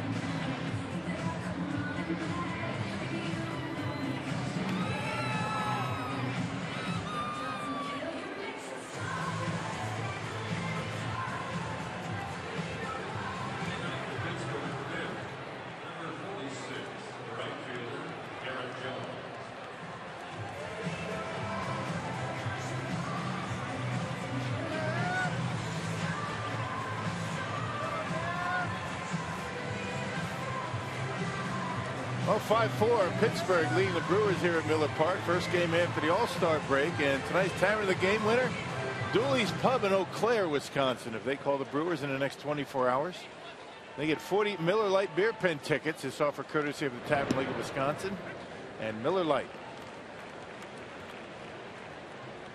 Brewers are within a run now after the RBI single by Braun. 5-4 Pirates as Garrett Jones leads off for the Buccos. Garrett Jones, Casey McGee, and Pedro Alvarez. Again, Zach Greinke. His pitch counts at 81 now. Cruising along until the 3rd inning. Gave up an unearned run in the 3rd, and then it got away from him in the 4th inning, giving up 4 runs, all with 2 outs in the 4th inning. Remember, Greinke is 15-0 lifetime at Miller Park. Hasn't very often trailed in the game here. Swing and a miss. Jones strikes out for the first out of the 5th inning. Number 4 for Greinke. AT&T trivia: which 2 teams did Red Faber face in his 3 straight starts in 1917?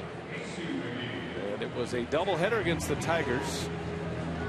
Then the next day, he pitched against the Browns. So he pitched in the doubleheader, and he pitched poorly in both games. He didn't last long in either game. Like an inning in a third in one game, and maybe 3 innings in another. And then a complete game.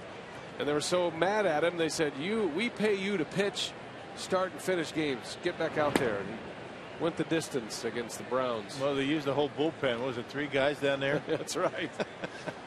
They didn't have bullpens back then. Red Faber. Adam McCalvey was reporting that there's a Wisconsin tie with Red Faber. He married a Wisconsin girl. Nice. Just to bring it all home. So it's Zach Greinke and Red Faber. Swing and a miss as McGee chased a big looping breaking ball from Greinke. Always good to see Casey McGee, fan favorite here still. Now in a Pirates uniform. Fastball strike right on the outside corner, and McGee is rung up. Back-to-back Ks. Hey, come out to Miller Park as the Brewers take on the Cardinals Monday through Wednesday of next week. Call 414-902-4000 or visit Brewers.com today. Well, Zach Greinke could use a quick inning here. He has 2 strikeouts to start the 5th. And here is Pedro Alvarez, who is 0 for 2.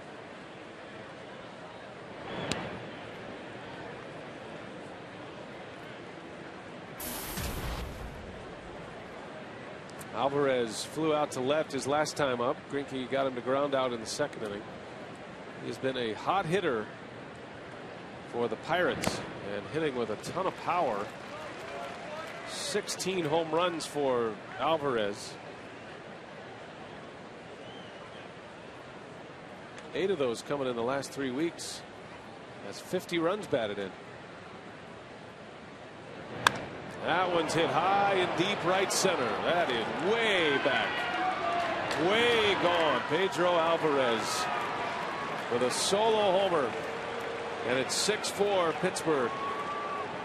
And you're starting to see what the Pittsburgh Pirates have been doing a lot of this year. Yep, all of a sudden, the last month, they've been really swinging the bats. Falling behind 3-0. They don't get their heads down. They just continue to pound away. That's the first time this year that Zach Greinke has given up more than 1 home run. He's only given up 7. First time he's given up 2 in a game. And that's a no doubt quick hands by Pedro Alvarez on the pitch in. Rod Barajas up there hacking away.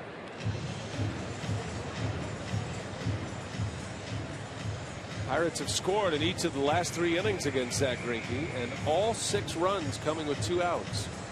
It's the second 2-out homer he's given up. Neil Walker got him last inning.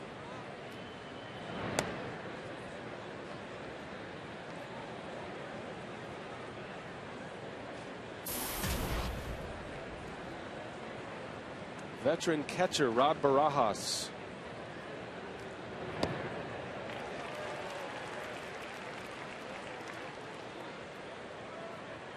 Pirates have Mike McHenry as their backup. Barajas gets most of the work.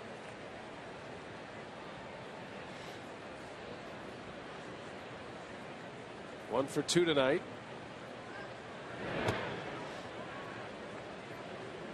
Barajas sent Nigel Morgan back to the wall in the 2nd inning. Morgan made a nice catch on him.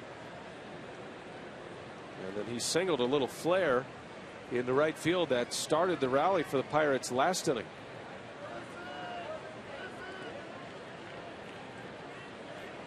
Two and 2. Doesn't bite. Pirates have laid off that slider from Greinke. For a team that's very aggressive and strikes out a lot, they really haven't been chasing that slider off the plate. A lot of teams do.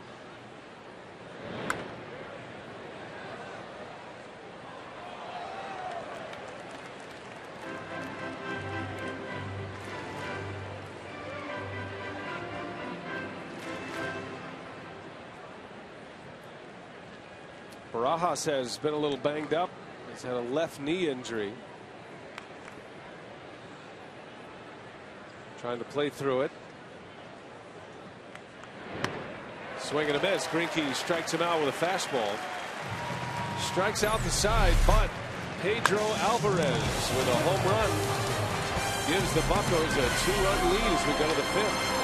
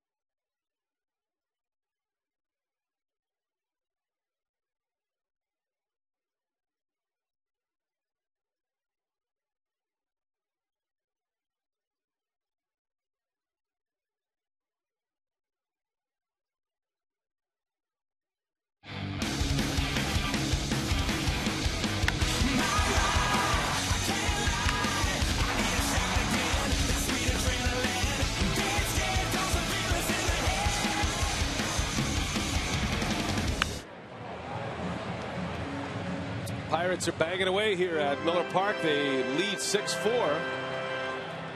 First game of the second half. First game of a 6-game homestand. Brian Anderson with Bill Schroeder, Telly Hughes. Thanks for joining us tonight. We'll see if the Brewers can claw their way back now. Not just in this game, but for this season in this pennant race. Greinke has given up 6 runs on 7 hits. He might be done for the night. James McDonald has not been sharp, but he's sitting in a winning position right now, and he has been able to streamline it after a ton of pitches early. Pirates have been scoring a lot of runs for this guy, and tonight he's needed them, but he hasn't needed them all that often.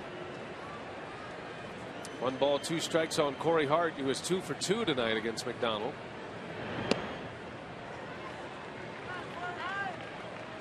McDonald has issued 4 walks thus far. Uncharacteristic of him this season. And he strikes out Corey Hart. That's his best curveball that he has shown in a 2-strike count. That's his money pitch. Well, you would figure at some point he's going to find it, and that's straight over the top, goes straight down. That's called a true curveball right there. It's because of that curveball that he's able to get away with the high fastball. That's what Bert Blyleven used to do with his big curveball.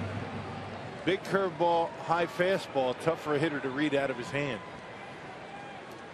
You hear that referred to as a 12-6 curveball. If you think about the numbers on a clock, starts at the 12, drops down to the 6th position, straight down. Rotation.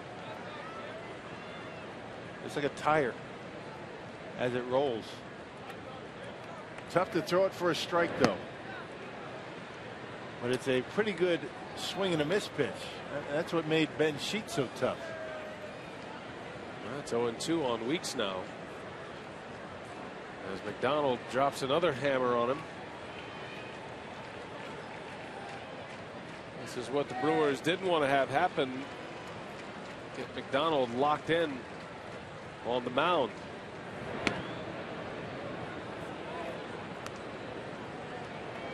(6-4). The Pirates down 3-0 after the first inning.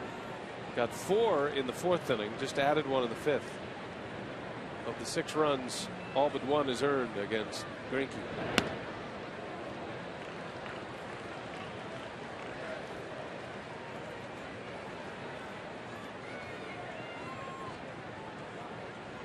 Jose Veras, the former Pirate.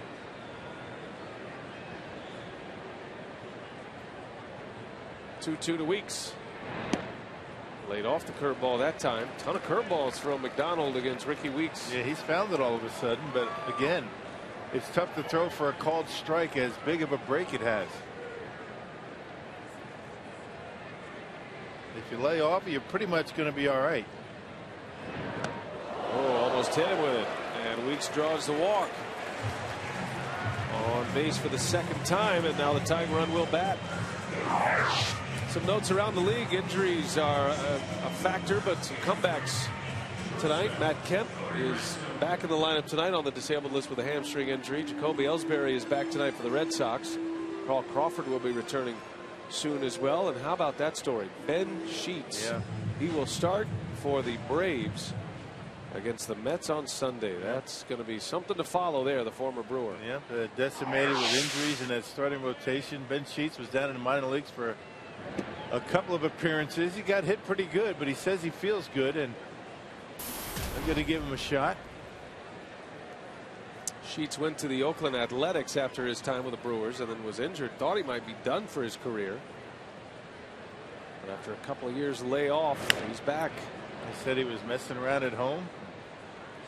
Felt as though his arm was feeling good again and said, I'm going to go back. I'm going to make a comeback. And lo and behold, he's going to be making a start in the big leagues. How many major league comebacks begin with a backyard session with the pitchback, with your little league son's pitchback? You might be surprised these days. Gonna burn a hole in that thing. There weren't too many better than Ben Sheets when he was right. He worked fast, had a great curveball. I mean, one of the best curveballs ever. And he could throw hard.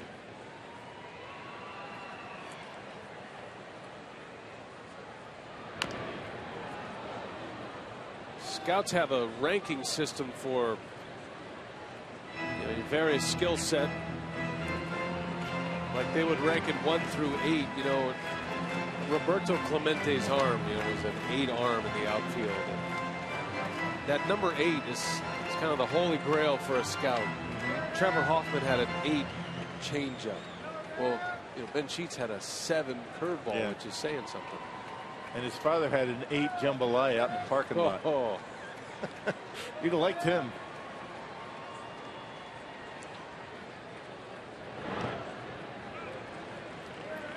Well, good luck to Ben Sheets.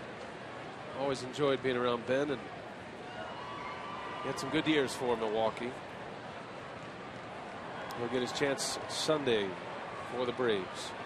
It's a good place for him to pitch. 2 balls, 2 strikes on Ransom. Looking for a mistake here from McDonald.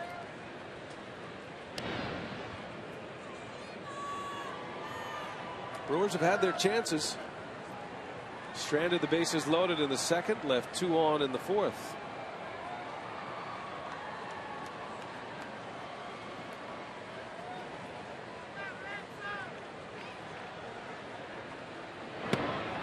And a fastball strike. Down goes Cody Ransom. He was looking for a breaking ball and got fooled. So back-to-back strikeouts, or the 2 outs via the strikeout in this inning. And now Martin Maldonado. And because he's been able to find his curveball, he's been able to strike out a couple of batters, his first 2 of the night. Maldonado has 2 hits off McDonald tonight. A couple of long at bats. His first at bat went 11 pitches in the 2nd inning.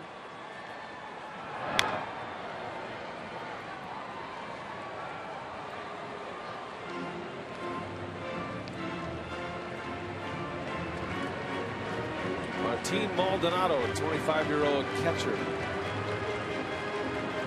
hitting just 198 in AAA Nashville at the time of his promotion. Been a much better hitter in the big leagues.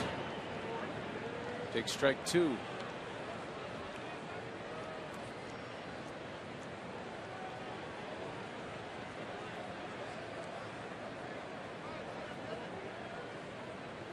If Maldonado reaches, Greinke will not bat. They'll send the pinch hitter out.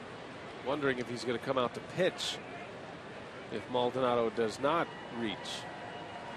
That would be the question. Doesn't look like it. Greinke's on the rail, and looks like Veras is ready. Been an interesting 7 days for Zach Greinke. Made 3 starts.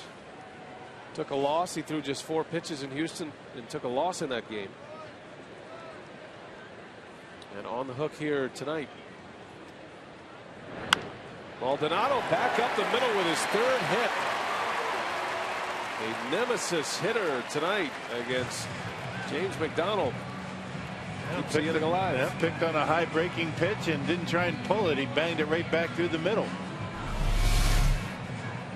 Batting average for Maldonado starting to creep north on a hanging curveball.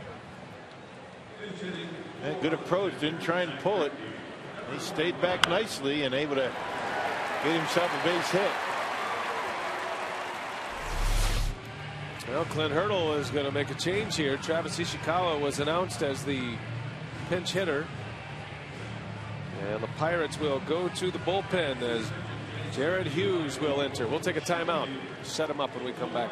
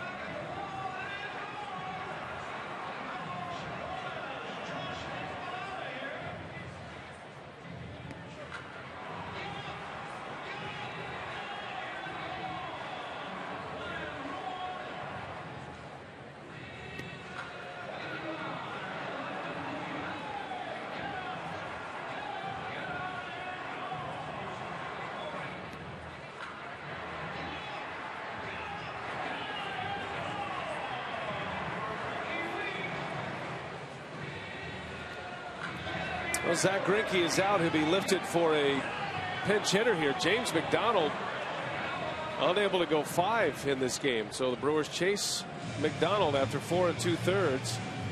And Clint Hurdle's going to his bullpen early here. Rock. Jared Hughes comes on in the bottom of the 5th inning. Brewers have 2 on, and Ishikawa coming to the plate. Well, the rookie, he leads all National League rookies out of the bullpen with those 33 appearances. Great numbers for Hughes. A 2.09 earned run average and a 222 opponent batting average. He's given up the 3 home runs. He has been very tough on right-handers and hasn't been too bad against lefties as well. Ishikawa 3 for 19 as a pinch hitter, has 4 RBIs. And he shoots out into left center. A base hit. Weeks falls down. Gets back up. He'll score easily. Maldonado to third. Ishikawa. A pinch hit, RBI single. And not messing around, picking on the first pitch. 6-5 Pittsburgh. The Brewers are back within a run. And finally something that Barmes couldn't eat up. Ishikawa hit it hard to the opposite field and drives in the run, so the Brewers aren't going away. Able to battle back. And now that brings up the top of the order. There's that sinker up in the strike zone. Our Pizza Hut delivery of the game coming off the bench. Travis Ishikawa with 2 outs, driving in a run. Now it's 6-5. That run will belong to James McDonald. At this point, 5 runs, 4 earned. And here is Aoki.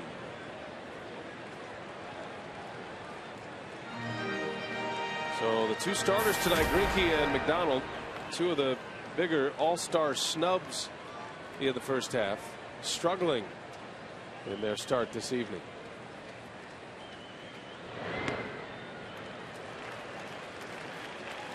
Travis Ishikawa with his 5th RBI off the bench this year. And not messing around. He got a pitch to hit, and he took advantage of it. Got to make Hughes get the ball up. He likes to sink the fastball and get his ground balls. Maldonado and Ishikawa on the bases. Tying run at third base. And Aoki takes a strike from Hughes.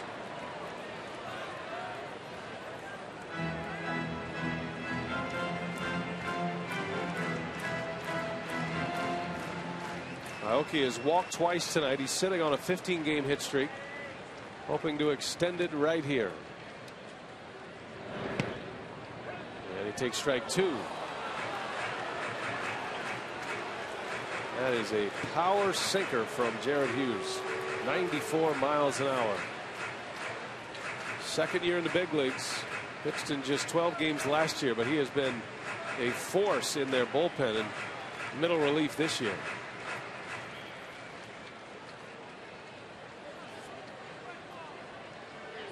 An ERA of 2.09.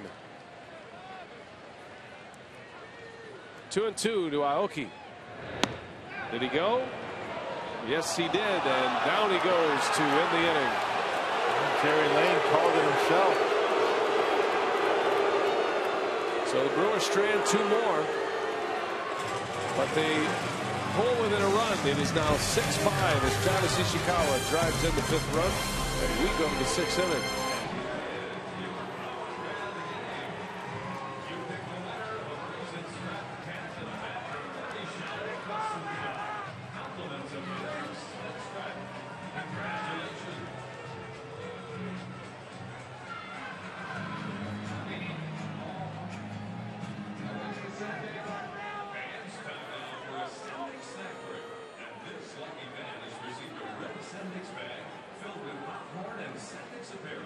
Enjoy your snack break courtesy of Salisbury owned and operated Sendik's Food Market. Remember, your game day destination is one of the 10 Salisbury owned and operated Sendik's Food Market. When you see that red bag, you know it's quality.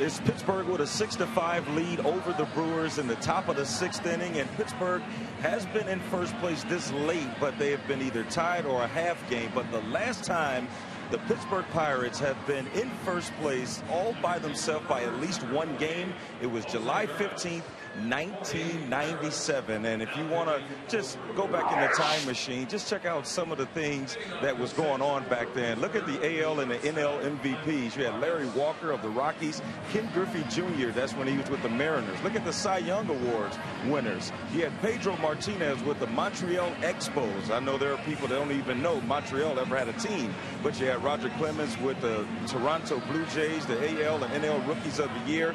Neither one of these guys are still playing. Well, actually, Nomar's not playing, but Scott Rowland is now with Cincinnati, and the NLCS and the World Series MVP, Livan Hernandez, a current Brewer.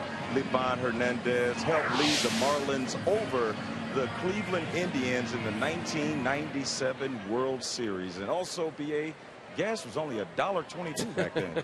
That's pretty cool. That's good, Telly. That's good. You know, you bring up that 97 World Series, you ruffle the feathers of Davey Nelson a little bit, who was a coach on that Indians team. Jose Veras will take over as we move to the 6th inning. This has been one of those games, boy. Pirates have one of the better pitching staffs in the league. You figure you've got Zach Greinke on the mound. If you score 5 runs against the Pirates, you should be able to win the ball game. But the Pirates have come out swinging the bats. They've chased Greinke after 5 innings. 6 runs against Greinke on 7 hits, including 2 home runs. Yeah. Well, season high runs against James McDonald. That's a pretty good job by the Brewers offense. Yeah, both starting pitchers appeared to be a little bit out of sync tonight. And you hope the Brewers bullpen can right the ship, keep the Pirates off the board, and then put a W on the board here. Clint Barmas has had a great night. Has a hit that continued to rally in the 4th. He's made 2 great defensive plays as well. One of them started a double play. Pops this one up. Foul territory for Hart. And Veras gets his first man. Hey, a reminder, Packers training camp starts in less than 2 weeks. Paul Imig is analyzing one of the team's positions each weekday leading up to its start of the practice time. You can check out the tight ends preview now. Check up with the rest of the series at foxsportswisconsin.com. Start with tight ends. Matt Hague will pinch hit for the Pirates.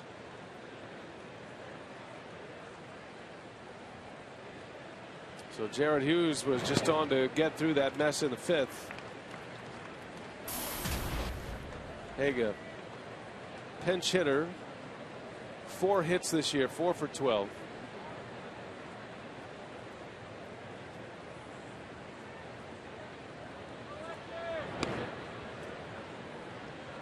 You know, Veras wants to show well here against his former team.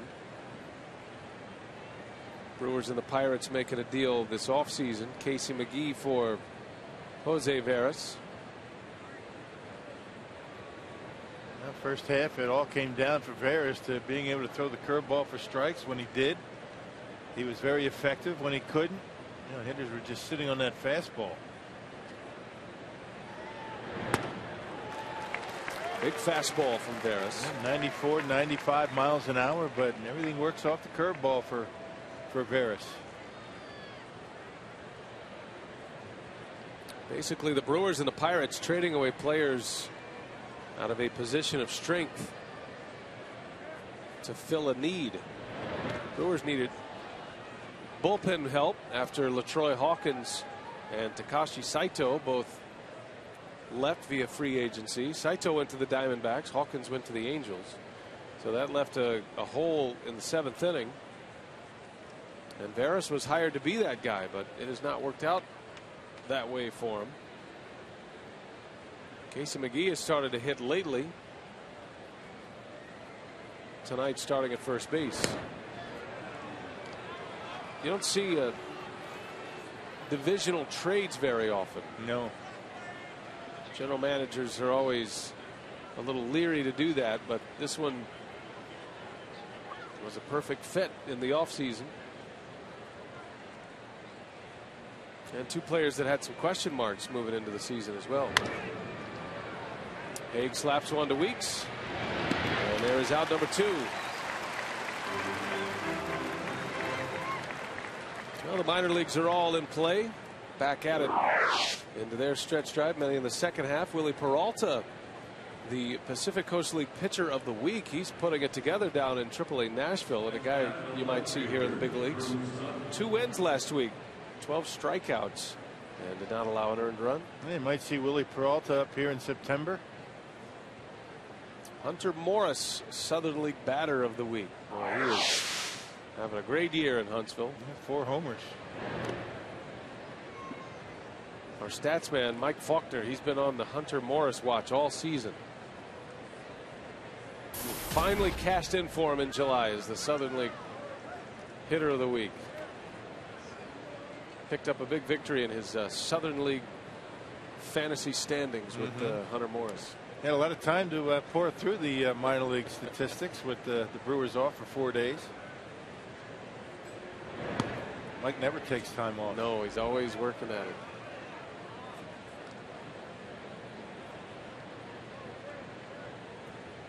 Top of the order, Drew Sutton. 2 hits, both doubles, both against Greinke. One of them drove in a run in the 4th. Just a little cue shot down the left field line in that 4th inning. That old phrase, a bloop and a blast. Well, for the Pirates in the 4th inning, it was 3 bloops and a blast. Yeah. And it produced 4 runs in the 4th, all with 2 outs. But a good approach by Sutton, taking it to the opposite field. If he tried to pull that pitch, it would have been inning over.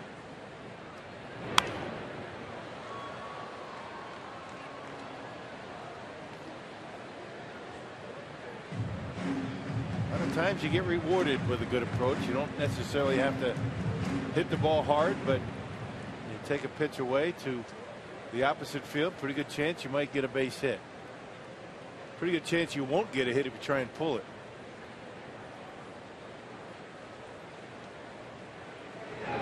Swing and a miss. Maldonado puts the tag on him to secure it. And Veras, very impressive in the 6th, the 1-2-3 inning. Proceeds support the community, and one of you will take home the other half. That's an amount of $11,303. Winning ticket number 1610311. You'll have until the top of the 7th to claim your prize at the 50-50 raffle table on the first base side of the Loge Level Concourse. And now, ladies and gentlemen, down the left field line, the world famous Clements Racing Sausages. They're number 1 Thomas Peppers, number 2 Polo Sausage, 3 is the Italian Sausage, wearing number 4 Clements Hot Dog, and number 5 Clements Chorizo.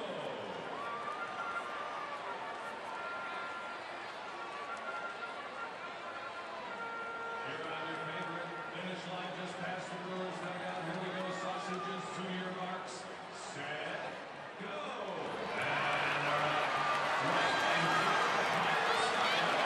on the inside, number 5, Chorizo. On the outside, number 3 is Clements Italian. The 2 in the middle are moving out. Polish looks sick. Wow. It looks like Chorizo is going to take it out. Italian. It was going to be a close one here. 21.64 seconds. It goes to Clements Chorizo. Polish is okay.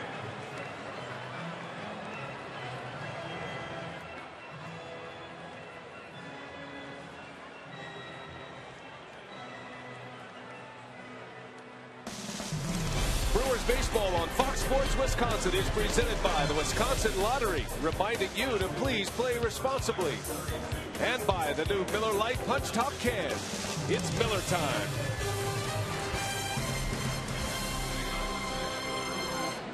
Roof is open. A beautiful night here in Milwaukee at Miller Park. A reminder, ladies, August 18th is Brewers All Access for Women, presented by Associated Bank. The event includes a game ticket, tailgate party, and an exclusive program. Learn more at brewers.com/access. New pitcher rock, Brad Lincoln. 23rd appearance of the season. The 3rd pitcher used by Hurdle tonight. You see that ERA under 3, but he's been outstanding as a reliever this year. A .33 earned run average out of the bullpen for Lincoln. That's outstanding. 6-5 Pirates. It'll be Morgan, Braun, and Ramirez due up.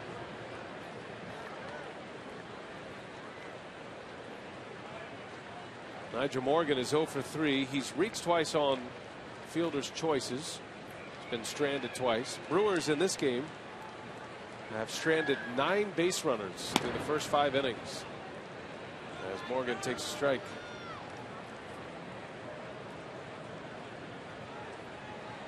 Texan Brad Lincoln on the mound, 27 years of age.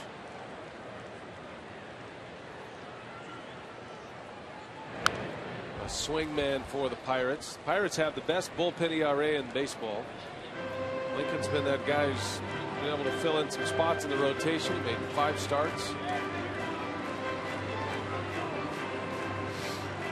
But barely given up anything out of the pen, as Rock mentioned. Yeah. Every team has a guy that can do both. Need him in an emergency, and he'll give you some good innings out of the bullpen. Those guys are hard to come by. It's either one or the other.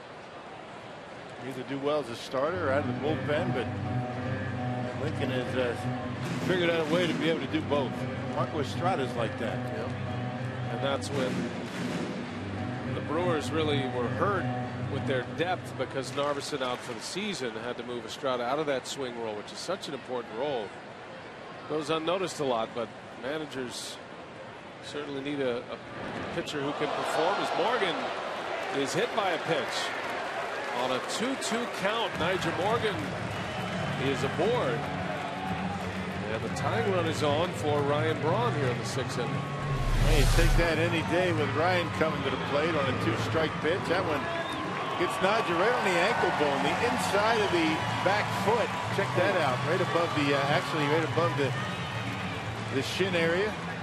Man, that had to hurt. That was flush. That wasn't even close. Now Braun will step in, representing the go-ahead run. He is 2 for 2 with a walk tonight. He's driven in runs with his 2 hits, a home run in the 1st inning, and an RBI single in the 4th.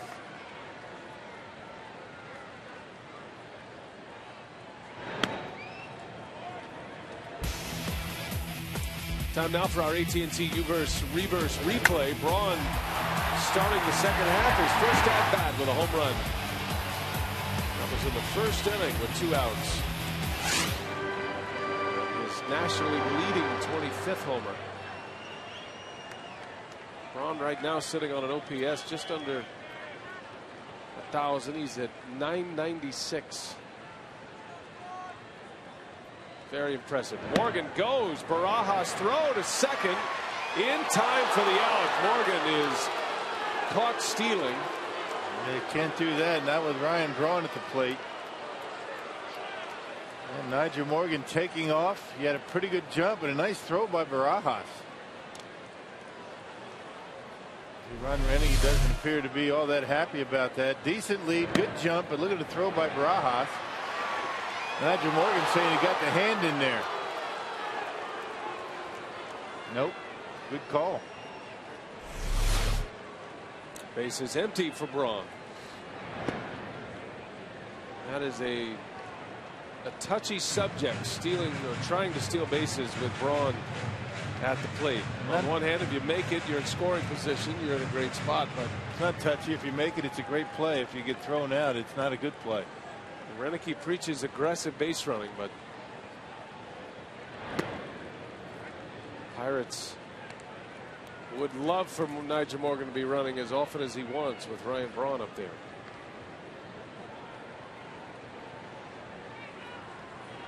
Three balls and a strike on Braun.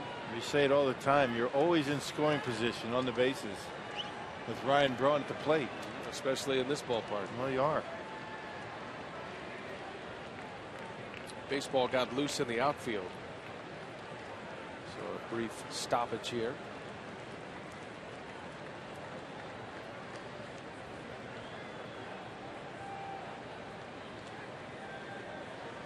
Three balls, one strike on Ryan Braun with Ramirez on deck.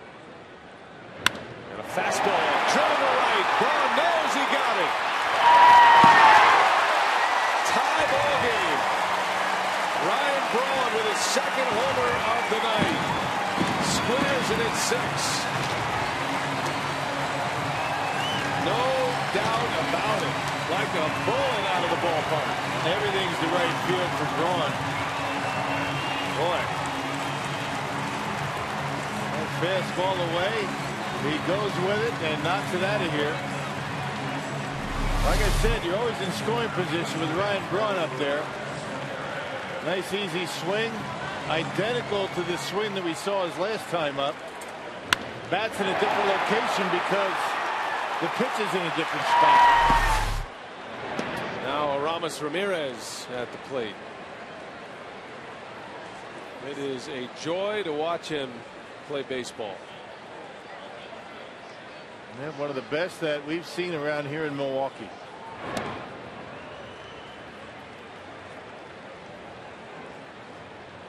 Second homer of the game for Braun. His third hit of the night. He's been on base 4 times. Now 26 homers for the season. And 64 RBIs. He's an RBI shy of the National League leader Carlos Beltran. The only difference in that swing and the one we showed you his last time up is the path, the bat path through the strike zone. It was a little bit more on an angle this time because it was down in the zone. The base hit that he got, it was more of a level swing because it was up in the zone. But the swing is identical. Ramirez bounces to second base. And there's the second out of the inning. Well, you don't know how Brad Lincoln would pitch Braun had Morgan reached safely on the steal attempt. So you can't just say that it would have been a 2-run homer and the Brewers would have had a lead, because everything changes once the out is made. But once Braun got into a 3-1 count, Lincoln has a great fastball, and he tried to put one by Braun and it didn't work. You can look at it another way. If he steals second base, then they might walk Braun. Right. I mean, it'd be pitch around him. Exactly. Which gives you the indication it might not be a good idea to steal because of that.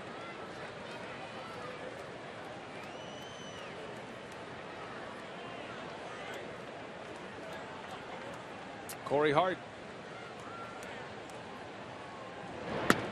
By the way, that home run by Braun takes Zach Greinke off the hook, and he will remain undefeated at Miller Park. It's amazing. Yeah, I told you, 213s equal themselves out. Or they equal 26. Number 13 pitching on Friday the 13th, Zach Greinke.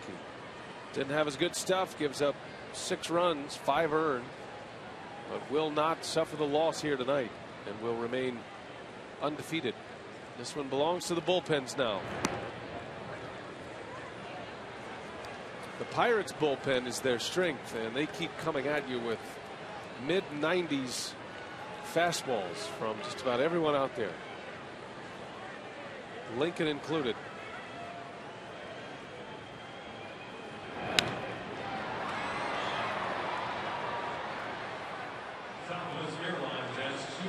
Yeah, the big fastball, the big curveball, just like McDonald.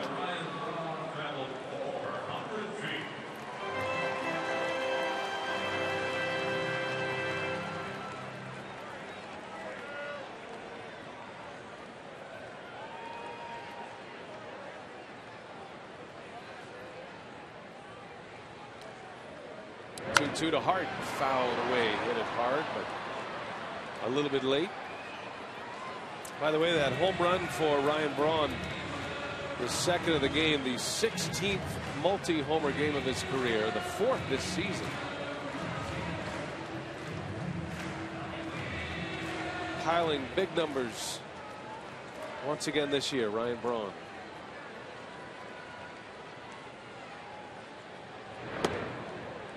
Full count to Corey Hart. Hart has big power as well. 16 homers this year.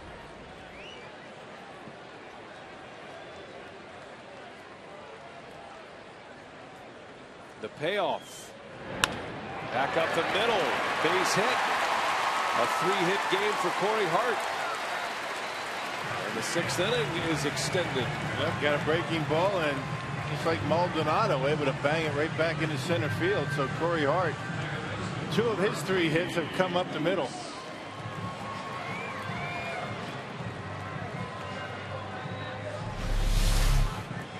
And like we've been saying on Brewers Live today, talking about the keys to a good second half for Milwaukee. Supporting cast. The guys around the big 3 in the batting order. Now the big 3 have done it so far tonight. Yeah, no question. Here's Weeks. Got a double and an RBI in the first inning. Put that fastball right by him.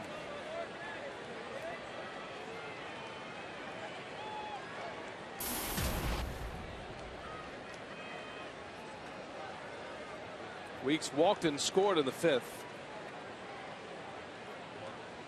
Travis Ishikawa had a pinch hit RBI single. 2 outs in the 5th inning. Set the stage for Braun's game tying homer. Well, this is a grinder tonight. A lot of offense. The Brewers have 6 runs on 11 hits.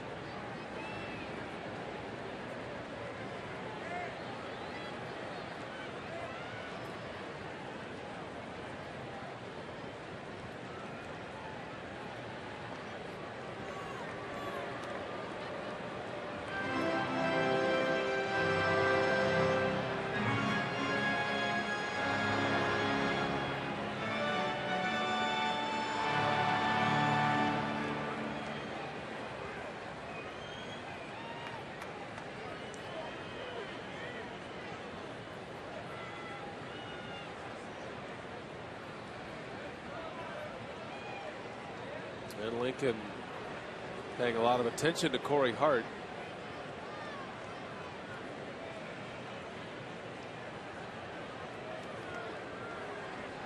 Hart has just 2 steals this year. Doesn't look like he wants to run.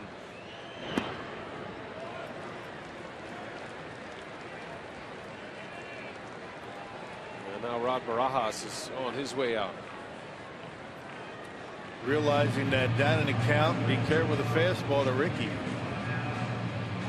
Ricky gives the Brewers a 2-run lead very quickly. You make a mistake. That's what that chat's about. If you're going to throw the fastball, let's not just throw it for a strike. Make it a good pitch. Question is, does he have confidence enough in his curveball to throw it on a 2-1 count? And perhaps saying, be careful with the guy at the plate. You've got a hitter on deck. I don't know if you'd rather face Cody Ransom or not.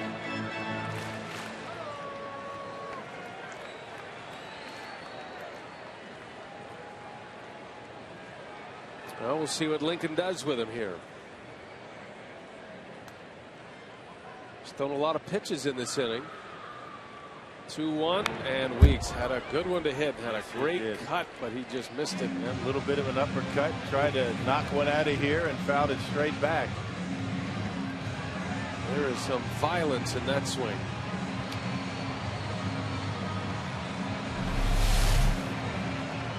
These are the pitches right there when Ricky's going well that end up in the seats. End up in somebody's windshield.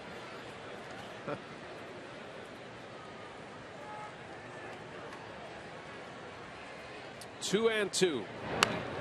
Popped him up. Shallow right. Long run. Walker's out. And he's got it in foul territory. Inning is over, but Ryan Braun strikes again. His 2nd homer of the game. This time, it's a game tire.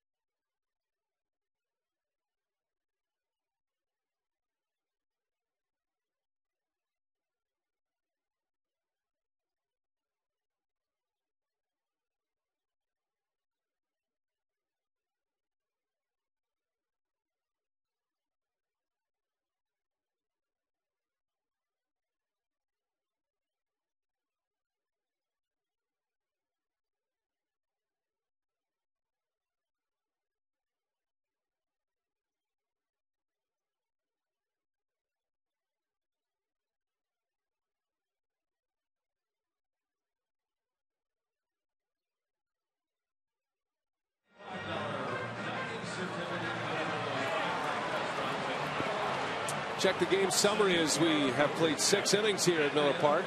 Brought to you by Toyota. Ryan Braun is 3 for 3 with a couple of homers. And he just tied the game in the bottom of the 5th inning. Zach Greinke struggled, making starts in 3 consecutive games for the Brewers, which has never been done by a National League pitcher. And Greinke has 3 starts that aren't so memorable for him, but the Brewers took him off the hook. His 15-0 record at Miller Park will stay intact. And now it's going to be Manny Parra in for Jose Veras, who worked a scoreless inning. Yeah, he was the winning pitcher on Sunday at Houston. He pitched a perfect 9th inning.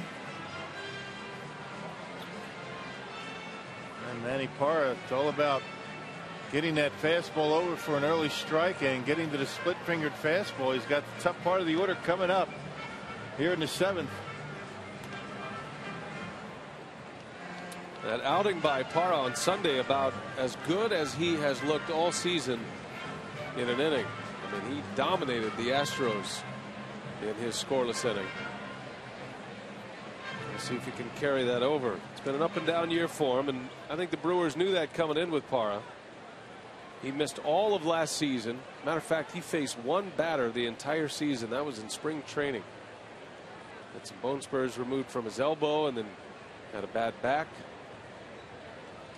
But he is out of options. Ideally, the Brewers would probably have liked to had him go to AAA, pitch there, get some confidence, work on a few things.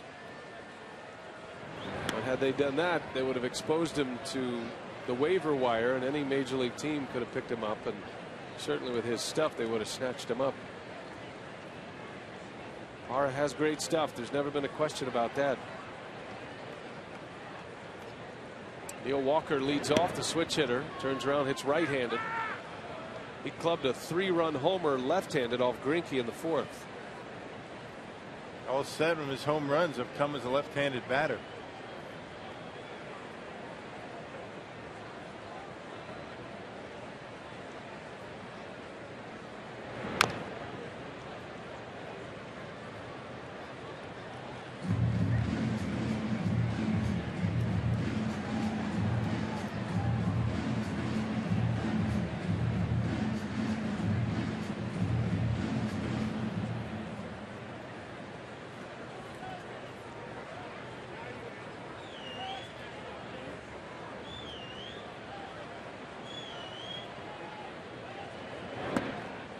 Three balls and a strike on Walker.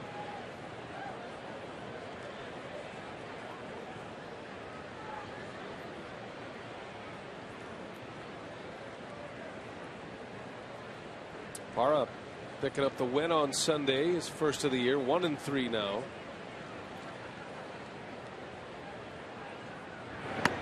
And he loses Neil Walker. That is a no-no in front of Andrew McCutchen. Walks the leadoff batter, and now a man who is making a run at an MVP in the National League this year will step in a tie ball game. Fastball command imperative early in the count for Manny so that he can get to the split-fingered fastball. Really can't use it much when he's behind in the count because hitters aren't going to chase it.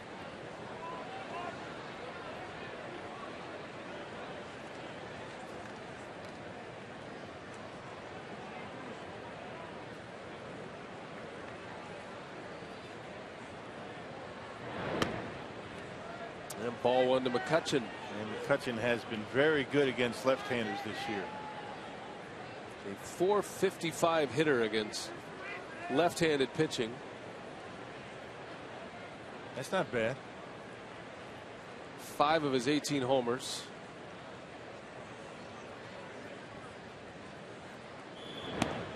Parra's a little different kind of left-hander. He is struggling with his command right now, and that puts him in a bad spot. Got to be ahead to get the swing and the miss. Yeah. Parra's never been, he's actually been more effective against right-handed hitters throughout his career than lefties because of that split finger fastball. He just started this year to throw it to lefties, which has kind of neutralized the disadvantage that he had against lefties. He didn't throw it before. It's tough to double him up, McCutchen. He has to hit Something right at an infielder with something on it. He runs well. A shot through the hole, a base hit. And not a good start to the 7th inning for Manny Parra. A walk and a single, and the Pirates are in business here in the 7th. 2-0 fastball, and not too many pitchers are going to be able to get away with many 2-0 fastballs down the middle, and Cutchin able to bang it into left field.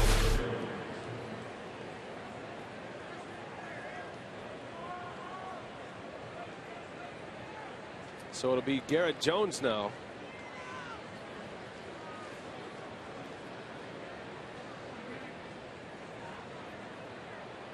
Jones is 0 for 3. Parra misses on the first offering to Jones.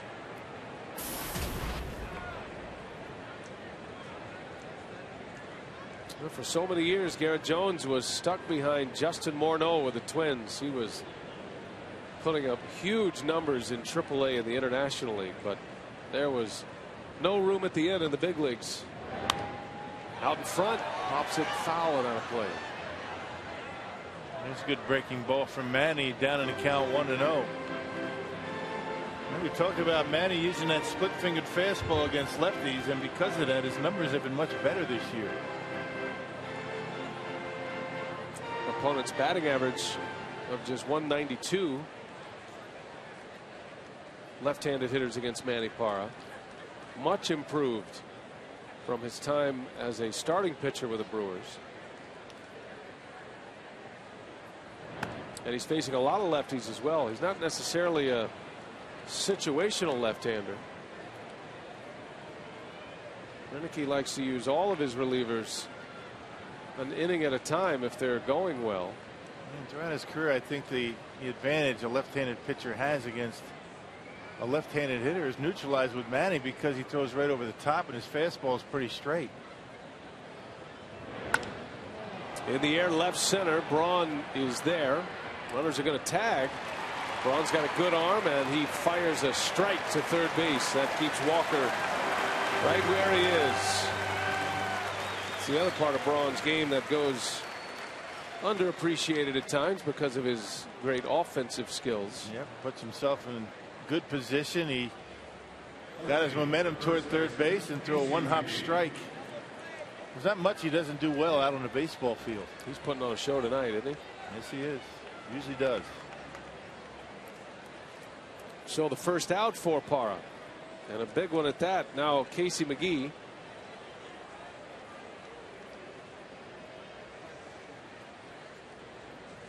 Well, you know, McGee would love to deliver a big blow against his old team.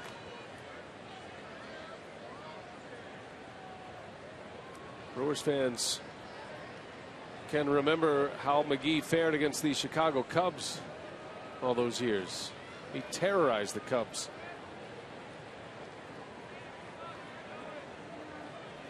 Now, twice in his career, he has been sent elsewhere because of Aramis Ramirez, as Parra deals a strike. It was Aramis Ramirez with the Cubs. No playing time for Casey, so the Brewers picked him up. Brewers signed Aramis Ramirez this offseason. No room for Casey. A trade to the Pirates. But he's landed on his feet both times.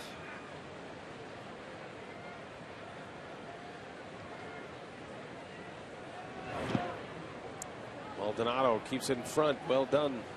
And just like Aramis Ramirez, Casey McGee loves the National League Central. They're just kind of following each other around, aren't they? He's one of the great guys, Casey McGee. Tell you what, great teammate. Yeah, great family that he has. And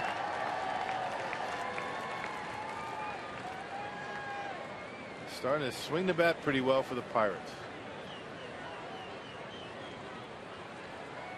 Parra would love a ground ball right at an infielder.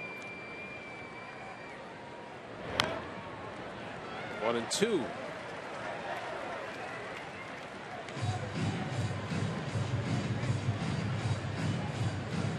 Glove down. Oh, it's a long way down there, too.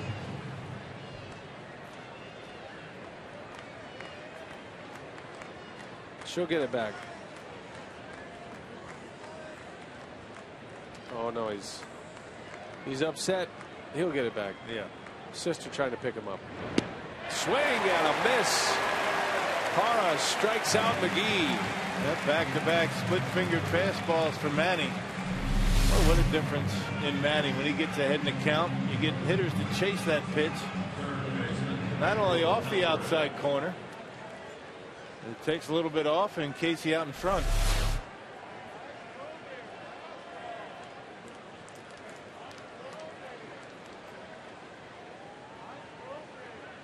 Ryan Braun's on it. There you go, son. No crying in baseball. I'd be bummed too. I lost my glove out there. Swing and a miss. Alvarez, a big hack.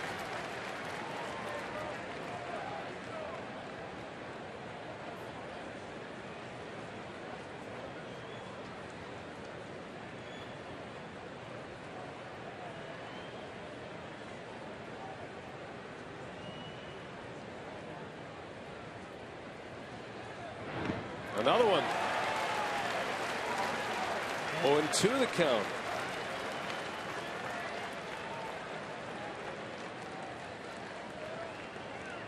I don't know a pitcher in baseball that is more affected by being up or down in a count than Manny Parra. He's got Pedro Alvarez down in the count, 0-2. 2 on for the Pirates. He had a good cut. That one he left up.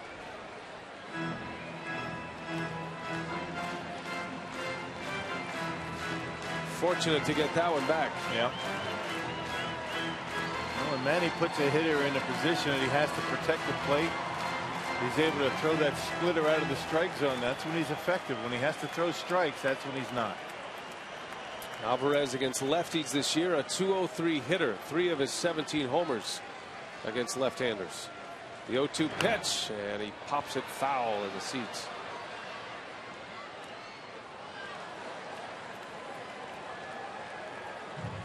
Alvarez homered his last time up. That extended the Pirates' lead to 6-4. But the Brewers put a single tally on the board in the 5th. Courtesy of Ishikawa, and then a home run by Braun in the 6th to tie it. Parra issuing a walk and a hit to start the inning, a chance to get out of it. The 0-2. 1 ball, 2 strikes.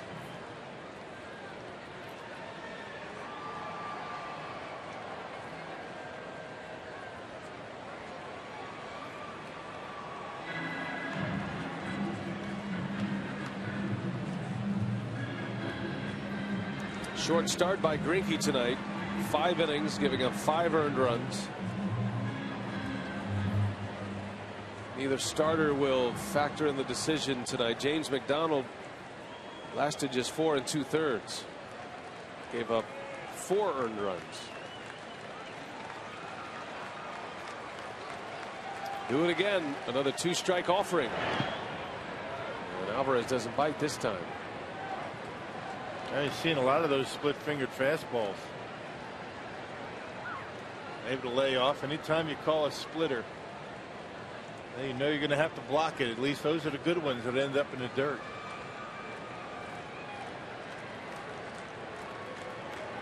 Alvarez's home run back in the 5th inning came on a 2-strike pitch. Got him. Manny Parra gets out of it. Strikes out McGee and Alvarez. Pirates put 2 on to start the inning. Cannot score.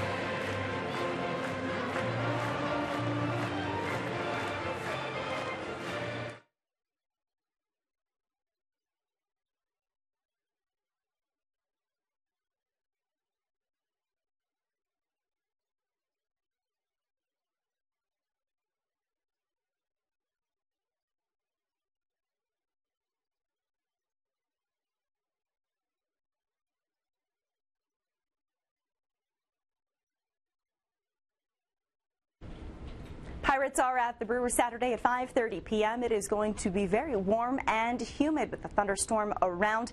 Our first pitch, 88 degrees, and we can expect winds on the fairly light side out of the northeast, around 5 to 10 miles per hour at Miller Park. All right, Valerie, thanks. And our Miller Lite What's on Tap. Brewers Pirates tomorrow and Sunday, the final game of the series with the Buccos, and then the Cardinals come to town Monday. 6-game homestand to start the second half. And the pitching matchups have been announced for the rest of this series.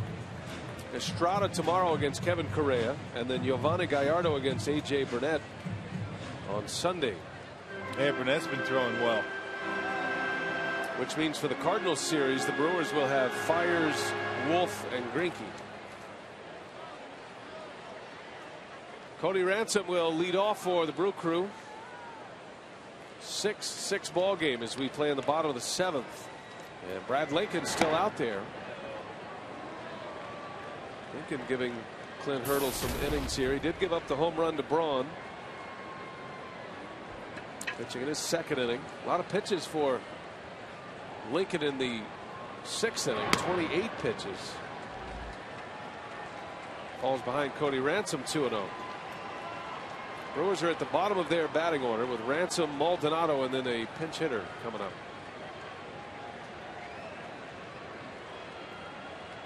Might see Jeff Bianchi for the first time.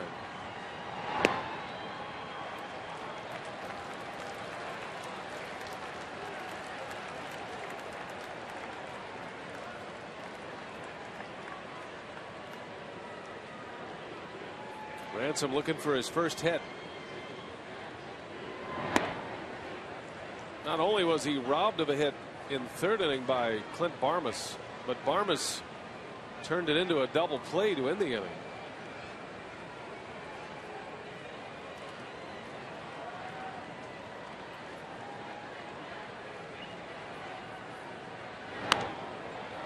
Popped him up in foul territory for McGee.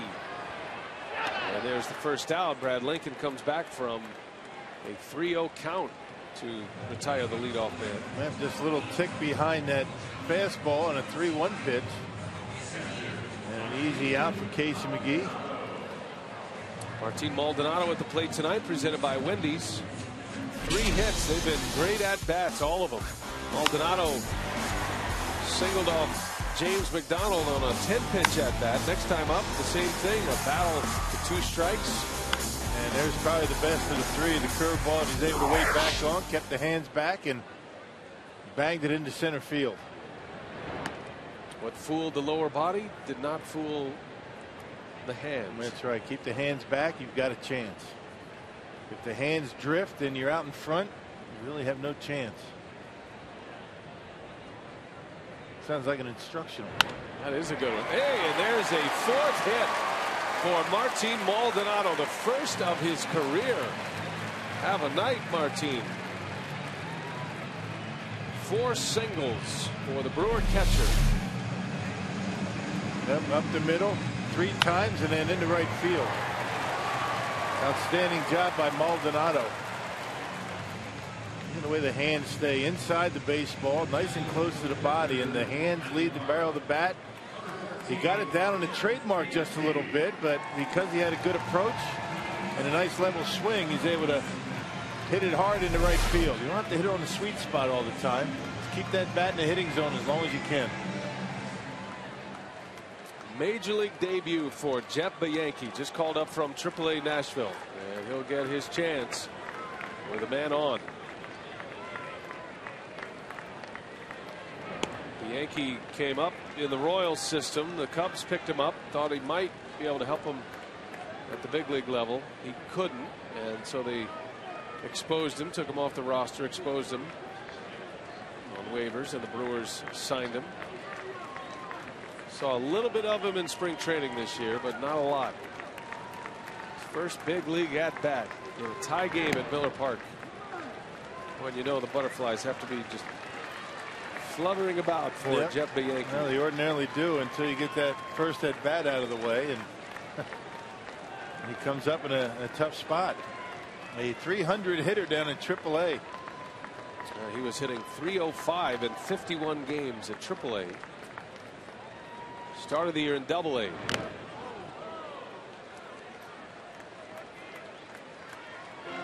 you combine his numbers between Double-A and Triple-A this year, 70 games and a .319 batting average. Doesn't hit for a lot of power. He's a singles hitter. Got 1 homer and 19 RBIs combined between Double-A and Triple-A. Will be a utility infielder off the bench for the Brewers. 2-2.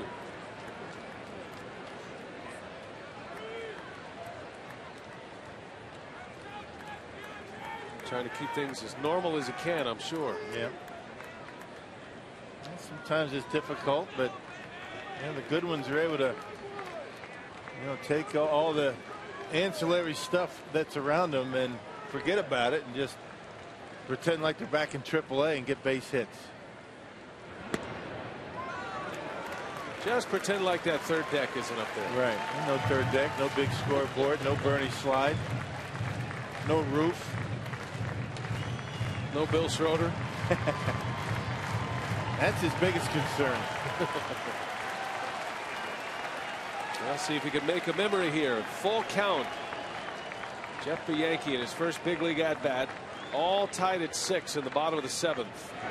And a swing and a miss. Lincoln powers a fastball by him. A strikeout. Second out of the inning. And back to the top of the order we go, and Nori Aoki. And well placed fastball in the outside corner, and Bianchi a little behind it. He's got good light to his fastball. When he throws a curveball over, it could be even more effective. You saw him throw it right by Cody Ransom. He popped up on a 3-1 pitch.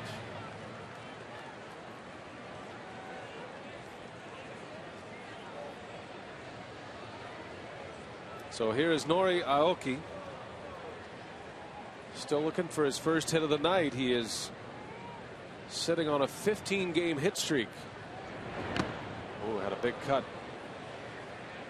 These are the spots where Aoki tries to make everyone remember he's not just a spray singles hitter. And trying to shoot for that short porch out there and right. It's going to be tough for Maldonado to score on anything that stays in the ballpark.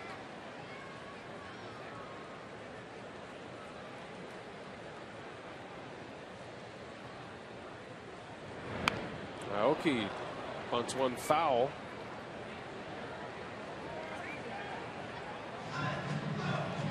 And now he's down 0-2.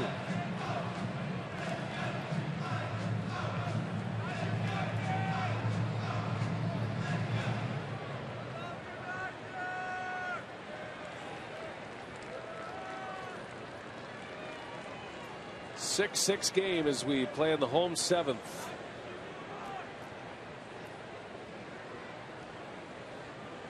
Brad Lincoln in his second inning.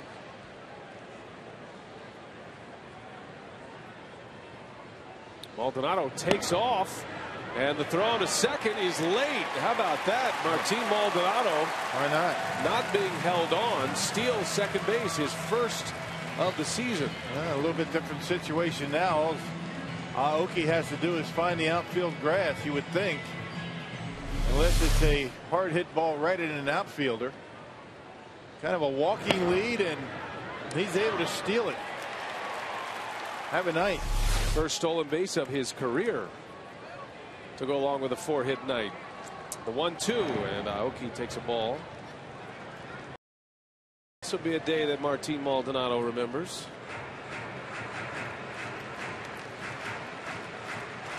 He hung around Milwaukee during the All-Star break. Spent a little time at the Dells. Yeah, there you go. Good spot to be, especially when it's hot. First Brewer catcher to have a 4-hit game since George Gutierrez did it last September. And he is the go-ahead run. Can Aoki deliver with 2 outs? 2 balls, 2 strikes. And a liner foul into the seats.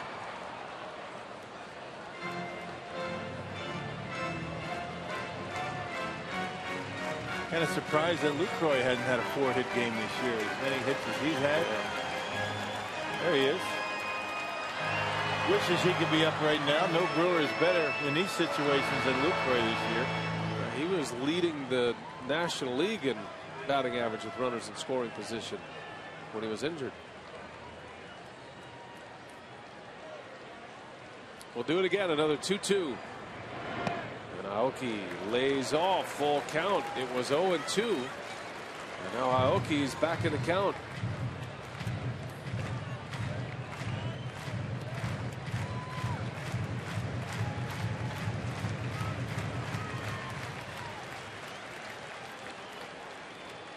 Maldonado will be off with a crack of the bat with 2 outs.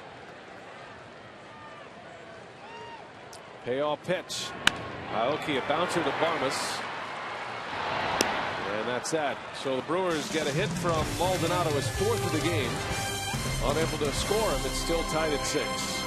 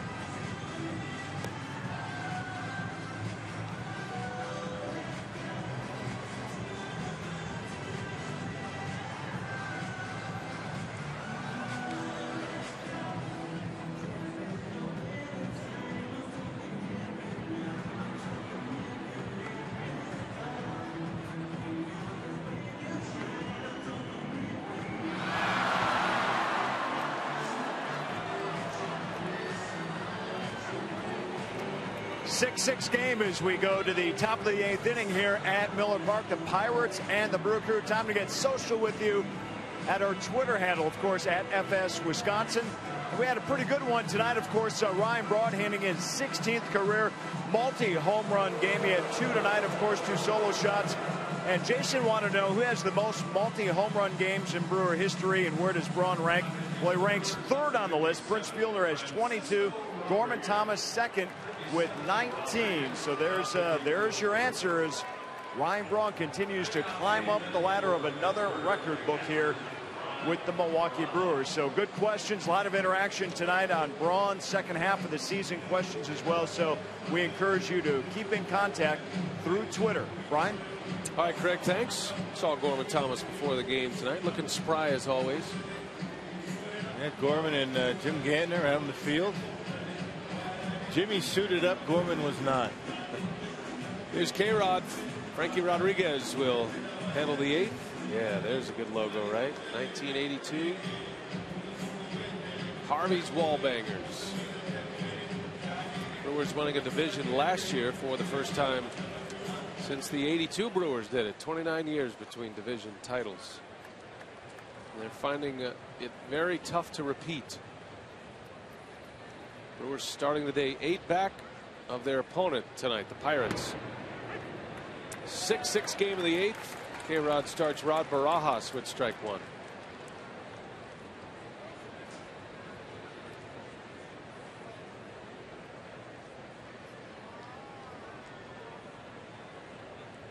Bottom of the order coming up. Barajas, Barmas, and then you'll see a pinch hitter most likely.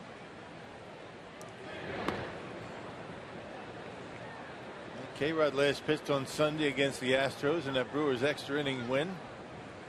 Pitched a perfect 8th inning, did K-Rod. Had a strikeout.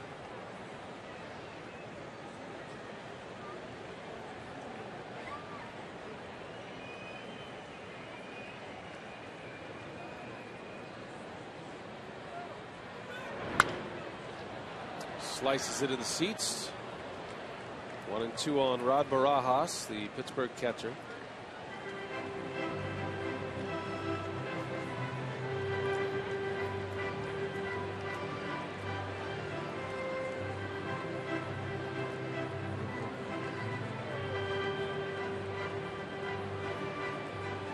Barajas and K-Rod were teammates briefly in 2010. Barajas ended up being traded to the Dodgers that year. K-Rod, of course, traded to the Brewers the next season, last season.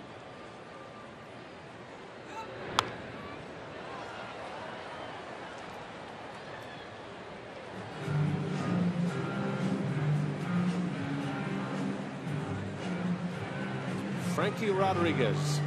That is a name that has been hot and heavy in the trade circles, the rumor mill.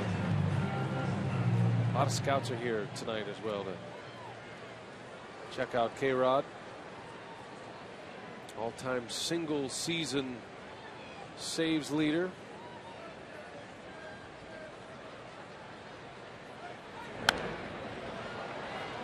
And Barajas doesn't get cheated up there, doesn't he? He is max effort every time he swings that bat. He's been a tough out tonight.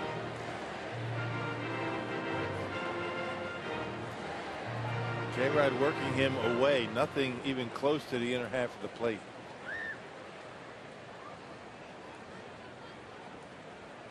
The Pirates are his 8th team. His first year with the Pirates. 1-2 pitch to Barajas. And it's down in the dirt. Nice block back there by Maldonado.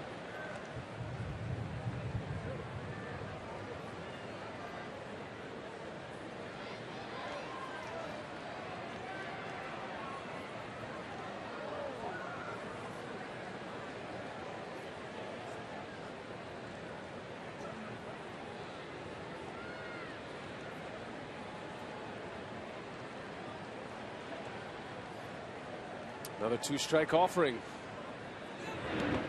Well, that one barely made the dirt.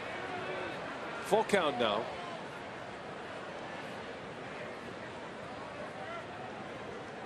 You never know what K-Rod does for effect.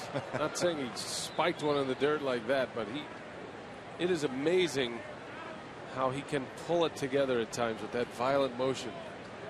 And I think for a hitter, it's so distracting to think he could throw one 58 feet. And yet come back and paint put one right on the corner. Exactly. Right. Yep.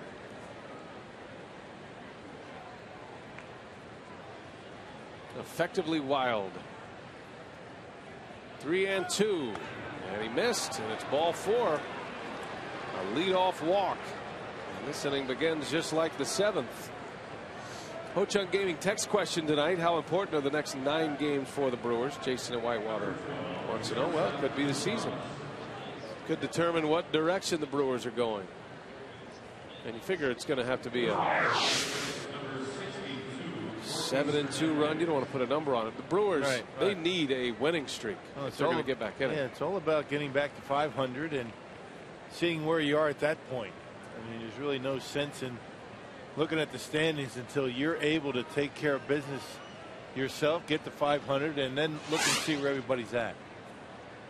Gorky Hernandez, the pinch runner, defensive specialist, as Barmes tries to bunt and fouls that one off of Maldonado. Yeah, it's not just the fact that the Brewers are playing 9 straight games within their division, but these are all the teams that are ahead of them in the division as well. See where that got Maldonado. Ooh. Yeah.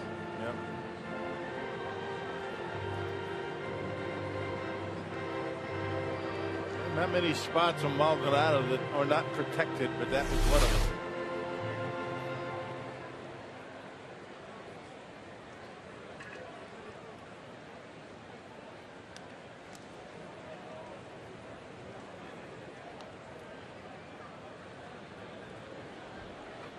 Barmes squaring early, and it's 1-1. Got to be tough to bunt on Francisco Rodriguez the way he, as you mentioned, I mean, he could paint the corner or throw one right in your ear hole. You don't know.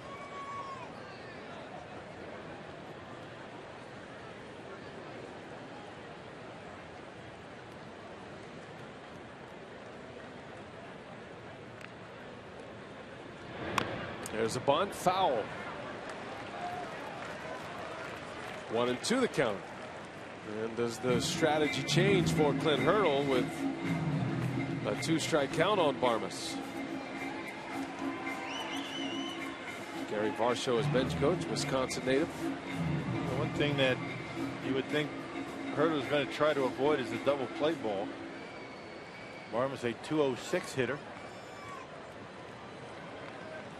Not very good speed on the bases either.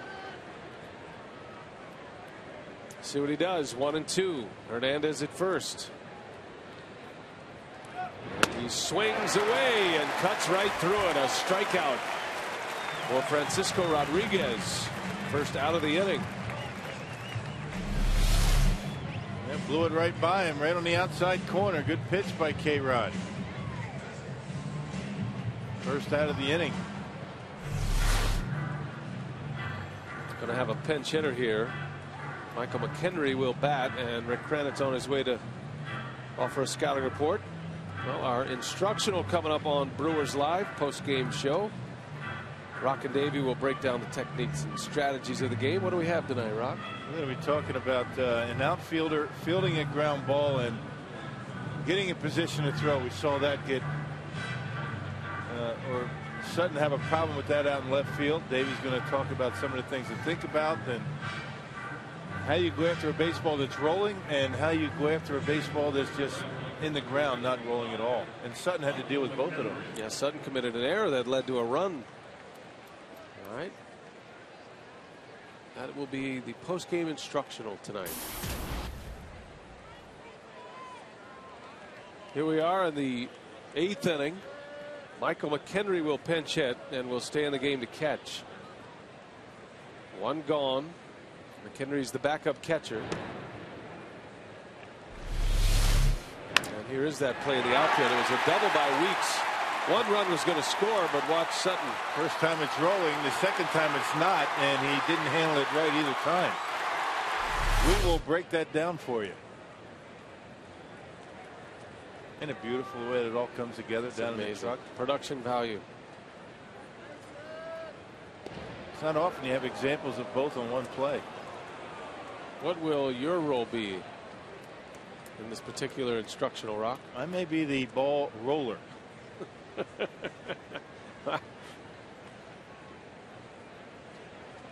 That's a valuable Although if position. Davey's not able to get down like that, he may be the roller and I may be the demonstrator. He'll be able to get down. It's getting back up. You may be the Davey picker-upper.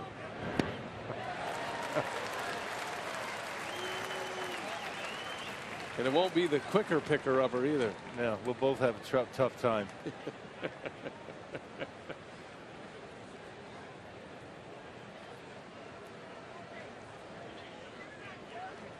It's like a couple of guys climbing on a ski-doo in the lake. Now we got two young guys in pretty good shape that could help us out, but that doesn't seem to ever happen. Neither one of which played in the big leagues, unfortunately. Runner goes, and a bouncer foul. Off the foot of McHenry. That was a well thought out response, by the way. Well done. You've been waiting for that, haven't you? You've been saving that for how many years? Just saying, Rock. That's all part of the duties of an expert analyst. Mm-hmm. Picking up Davey. Gotta let Davey defend himself here. Big pitch. Got a runner at first with one out. He stays put, and McHenry takes a ball. What? K-Rod's got a little life on his fastball over the last 3 weeks to a month. Yeah. I mean, he's in the mid 90s now. He's 93, 94. Yeah, we saw him at 95 once, I believe, in this inning.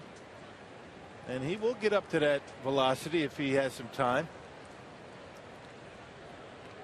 2-2 the count. And a check on first. He's gone. Picked him off. K-Rod with a quick move. He's slow to the plate, but a very quick move. They caught him leaning. Yeah, it looked like Hernandez wanted to run. And kind of run it in place. Very quick feet. Our Home Depot doing more in defense. That's a big lead. And Hernandez just not able to get back. And Vic Carapazza has been a busy man over there, ringing him up. Well, now in a span of just a few seconds here, he could get out of this inning. 2-2 is the count. As McHenry fouls it away.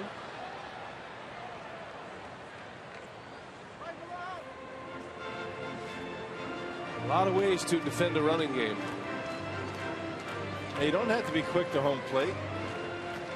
You don't have to throw hard. Just had to mix it up. Step off, hold the baseball, be quick to the plate once in a while, and make some throws over to first base. Not necessarily your best move right away.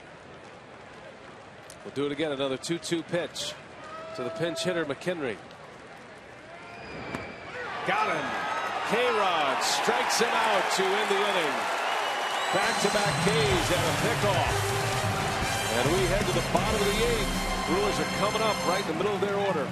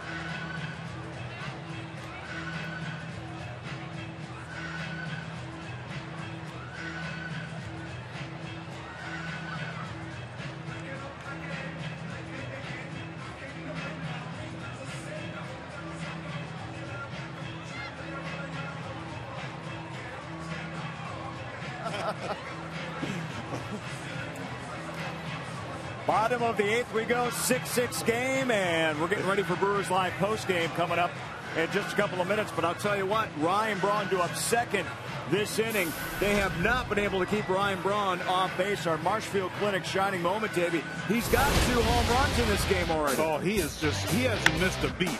He is right on everything. He's been on all 4 times. I tell you what, he's seen the ball extremely well. I don't even think they can pitch to him in this inning. Well, it'll be interesting to see what Morgan does his first trip. He'll be due up first this inning. If he can get on base, that's got to be a big occurrence right there for Milwaukee. It certainly will, and that's a big key. Whoever's going to hit, if Gomez will pinch hit here, I'm not sure, but yes, Gomez is going to pinch it. So, I mean, it's a big key for him to get on base. All right, we'll cover it all. Brewers Live coming up after the game, including interviews with the players and manager Ron Roenicke. Brian. All right, Craig and Davey, thanks. And there's Tony Watson. Watson in the game, a new battery as well. You've got Mike McHenry, who stayed in. He'll catch. Watson, the left-hander, and called on to face Nigel Morgan. And Roenicke counters with Carlos Gomez, who will pinch hit to start the bottom of the 8th. There's McHenry behind the plate. Striking out to end the inning. K-Rod works a scoreless frame. Brewers bullpen has been sharp tonight. Ooh, big cut by Gomez. Yeah, the only left-hander down in that bullpen for the Pirates, Tony Watson. Pretty good arm. That last one at 94 miles an hour.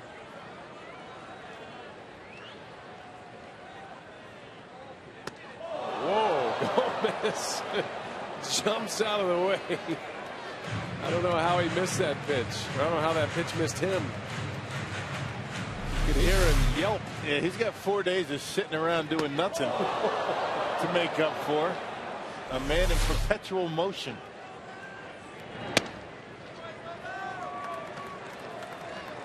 Oh, he's got some life coming out of his hand. Tell you what, the Pirates just 96. They keep coming at you with velocity out of that bullpen. They've got Juan Cruz. They've got Jason Grilli. 2 more guys who are mid-90s.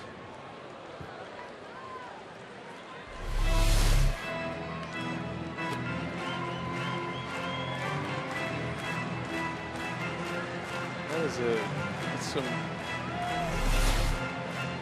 acrobatics there. Yeah. It's like Cirque Gomez. That was a good job just not getting hit by that pitch. 2-2 with Ryan Braun waiting to hit next. In there again. Well, he certainly has Gomez jumping at the plate, literally jumping at the plate. Pitchers talk about moving the feet of the hitter. Watson's done that. The lone lefty in that Pirate bullpen. Gomez pops it up and chase ball 4. And there's the first out. Ryan Braun with 2 homers in this game and almost identical swings to deliver the 2 home runs. We put them one over the top of the other. Yeah, just the difference. The only difference is the location of the pitch. The first one was up. The second one was down. Both of them are away, and they're identical as far as the swing goes. It's just a matter of, you can see where he makes contact on the first one right here, the second one right down in there. It's all a matter of the timing of the swing. It's the same swing every time, and not many can do that. Well, that's something. Laying one over the top of the other, especially that last image of it. How consistent he is with that swing. Well, can he pull one more out of the well, Ryan Braun? He's done it before. He had a 3-homer game against the Padres on April 30th. That was the night he had 15 total bases in a Brewers record. Also had a triple in that game. 2 quick strikes on Braun. Yeah, broke out a slider. You're going to break out just about everything you have to try and get Braun out in this situation. It's all fastballs to Gomez, and a little wrinkle to Ryan in that last pitch.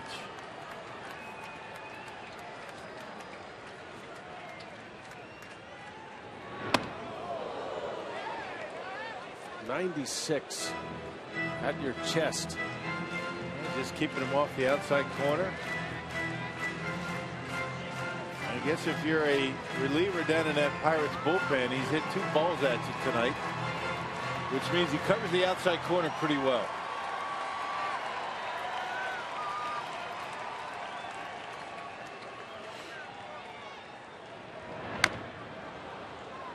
Another breaking ball from Watson, and Braun able to fight it off.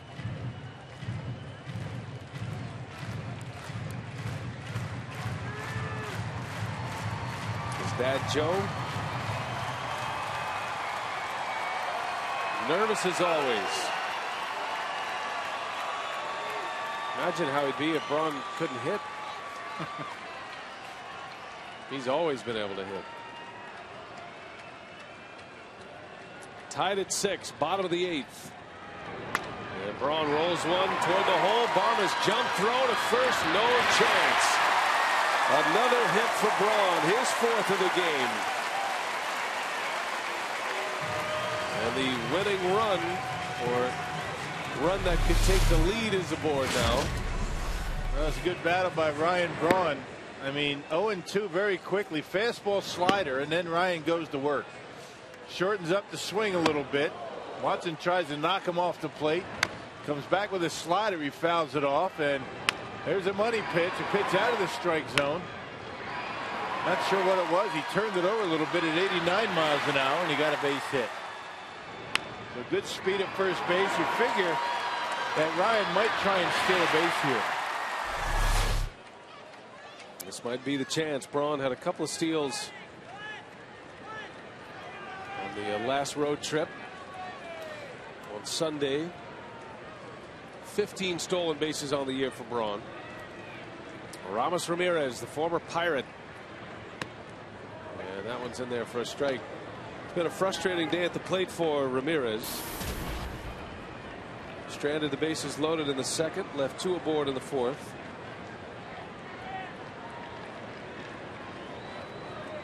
But he's up in a big spot here.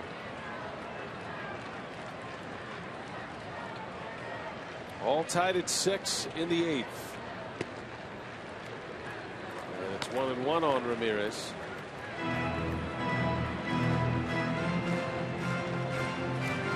It's one of those fastballs out over the plate. I think Ramirez is going to give it a pretty good ride.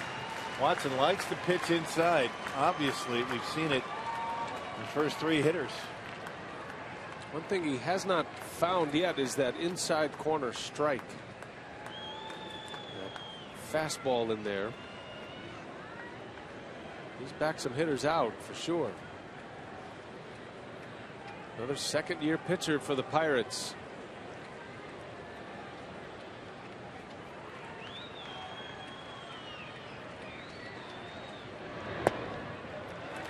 Two and one. Pirates are getting great production in the first half, at least, from these young pitchers just getting their feet wet. Last year was Watson's first year in the big leagues. Bit of a late bloomer. He's 27 now.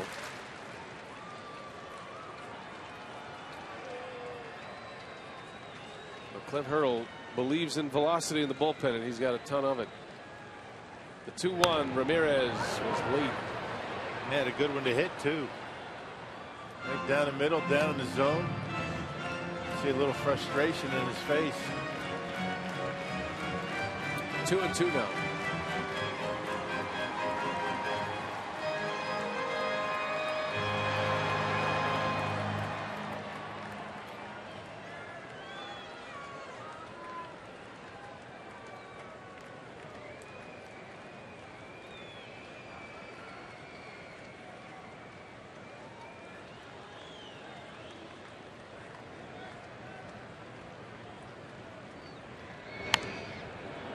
Fights one off Ramirez. Yeah, Ryan Braun having a tough time with that move from Tony Watson. He's going back to first base. Every time he lifts that leg.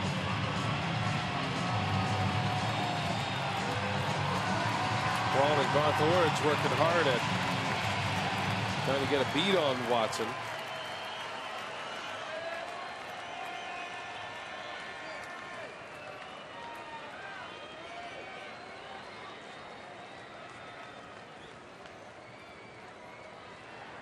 Another 2-2 coming. Braun goes back again. Ramirez fouls it away again. He's just late. And he just Ryan just over there shaking his head saying, I can't figure him out. So what you normally do, and base stealers will normally do, they'll shorten the lead and just take off the first move. You got to be careful. You got a home run hitter at the plate.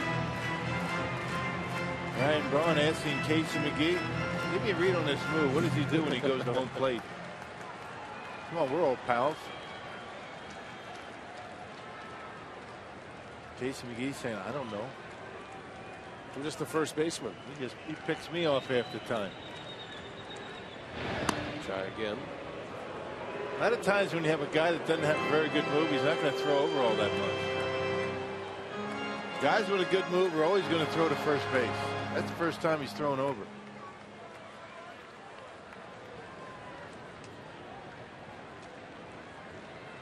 Sometimes you just guess. He picks that leg off, leg up, you take off. Ramirez, foul territory. That'll be in the seats.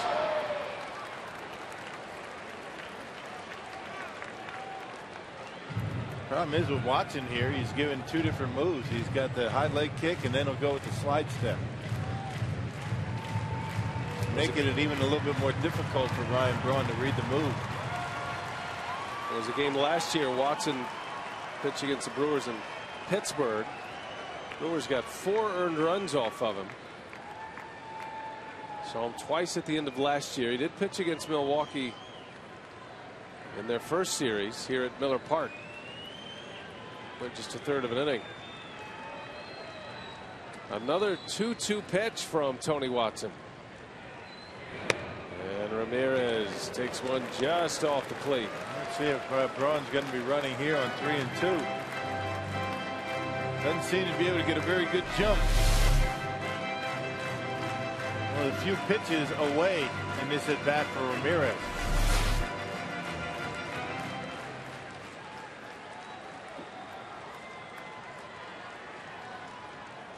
And a tough at bat for Ramirez. He's worked it into a full count. And Aramis rips one to left, a base hit. What a great at bat for Aramis Ramirez. He was grinding away up there, fouling off pitch after pitch after pitch. Delivers with a hit. Yeah, finally got a fastball down the middle and able to bang it into left field. See the way Ramirez shortens up a little bit with 2 strikes. Ryan Braun just couldn't get a jump. You see, even on the 3-2 count, Braun going back to first. But now he's in scoring position. Well, Braun and Ramirez back-to-back hits with 1 out. Ray Searage on his way back to the mound, and with Corey Hart coming up. Quick chat.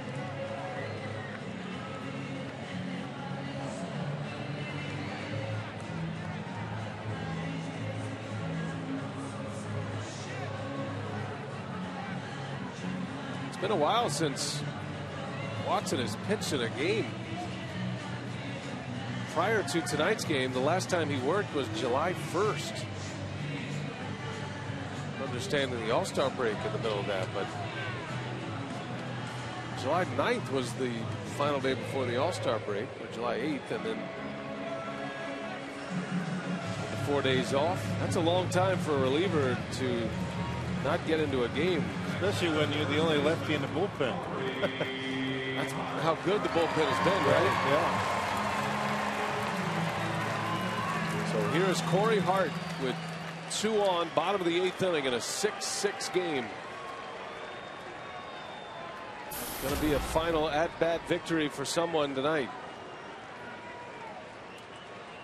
Great speed at second base. A base hit should score Braun.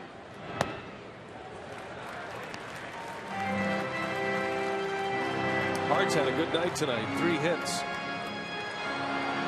If he gets a hit here, he'll be the 3rd Brewer of the night with 4 hits in a game. Maldonado and Braun have already done it. Yeah, right now 11 of the 14 hits from Milwaukee have come from 3 guys. Prior to tonight, there had been only 3 4-hit games all year. And Corey Hart had one of those 4-hit games. Hart and Braun and Gomez. And a chance for 3 tonight.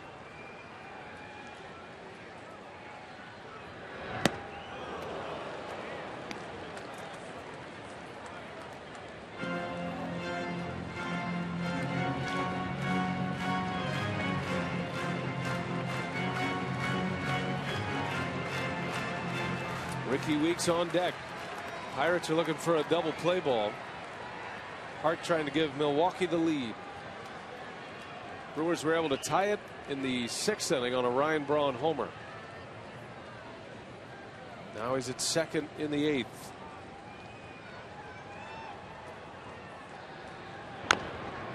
Tapper, first base foul. And it's a ball and 2 strikes on Corey Hart. I think Casey grabbed that baseball. Then he flinched. As if it was like a hornet.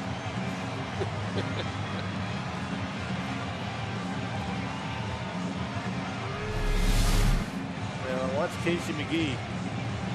Obviously foul. He goes after it. Oh, whoa, whoa, whoa, whoa. No, I'm not going to get that. Oh, no, that thing's scary, that round ball.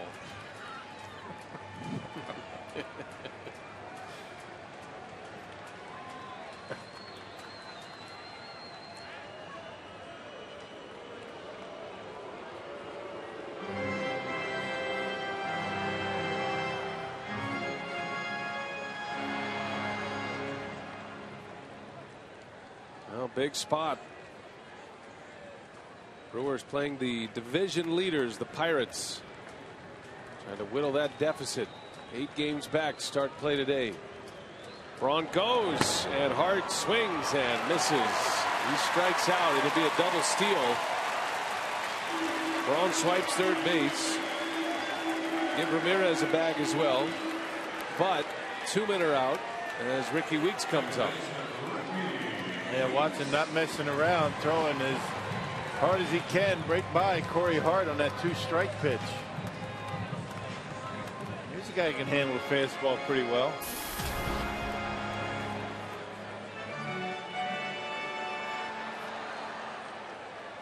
Weeks had an RBI in the first inning, part of a 3-run first inning for the Brewers. We might be approaching a record for mound visits in tonight's game. The Pirates are going out, feels like every batter. Yeah. Every time Ray Sears goes out, the whole infield joins him. Well, they want to make sure they get it right. I wonder how aggressive the Pirates are going to be in this situation with Ricky Weeks, with Ransom on deck, and they're going to walk him.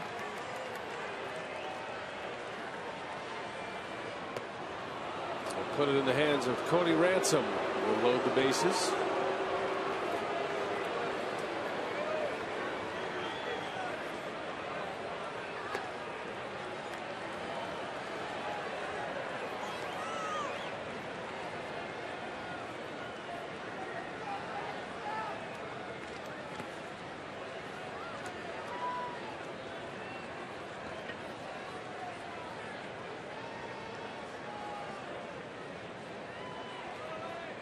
There's ball 4. So an intentional walk. Yeah, 2 left on the bench is George Kataris, who's not going to hit in this situation, and Cesar Izturis, the switch hitter. George getting ready just in case the right-hander comes out of that bullpen, but I don't see that happening. Ben Hurdle very much aware who's left on the Brewers bench. 2 outs in the inning. Bases are loaded for the Brewers now as Cody Ransom will step in.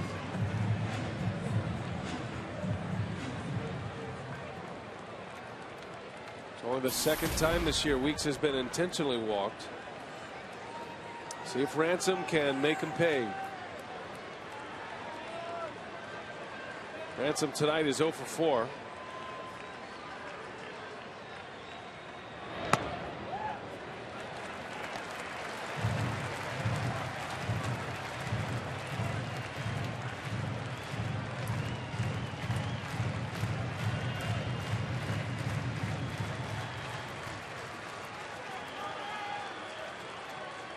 All tied at 6 in the 8th. 2 outs in the 8th inning. Go ahead run at third as Ransom takes ball 2. One of the dangers of an intentional walk to load the bases, putting a ton of pressure on the pitcher to throw strikes. A walk here, the Brewers take the lead. Yeah, it's been a 30-pitch inning for Tony Watson. That's a lot. Maldonado open to hit next.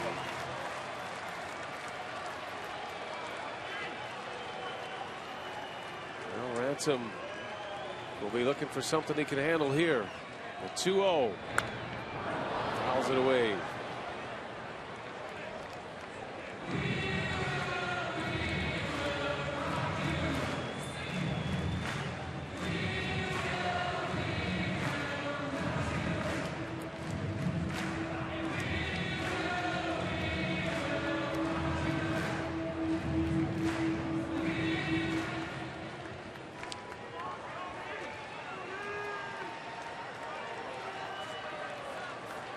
An infield hit by Braun, a single to left by Ramirez.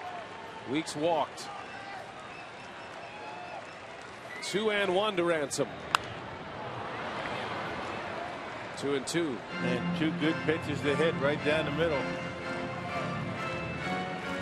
The advantage of being able to throw in the mid-90s. And he's got Ransom talking to himself as McKinley goes back out to the mound.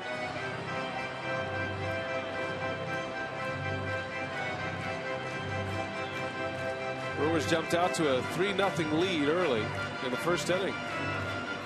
Pirates came back. At one point, Pittsburgh had a 5-3 lead.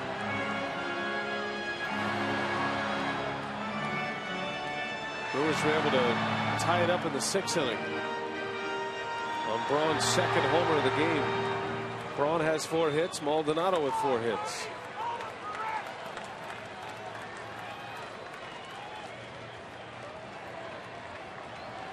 Two balls, 2 strikes. And Ransom launches way back and gone! A grand slam home run! Cody Ransom.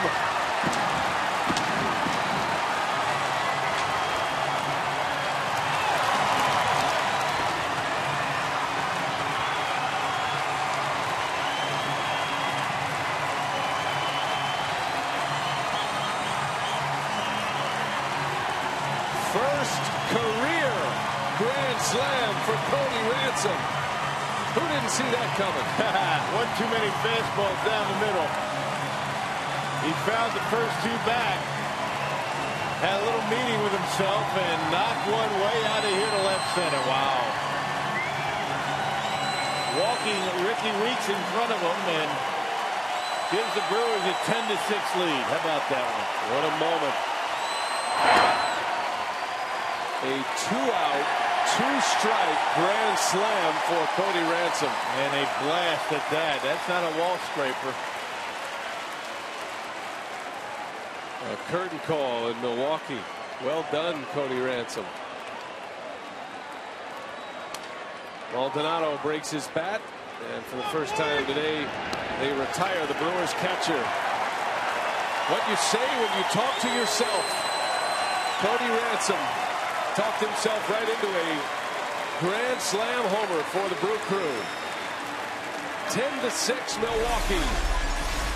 As Ransom, for the first time in his career, with a grand slam homer.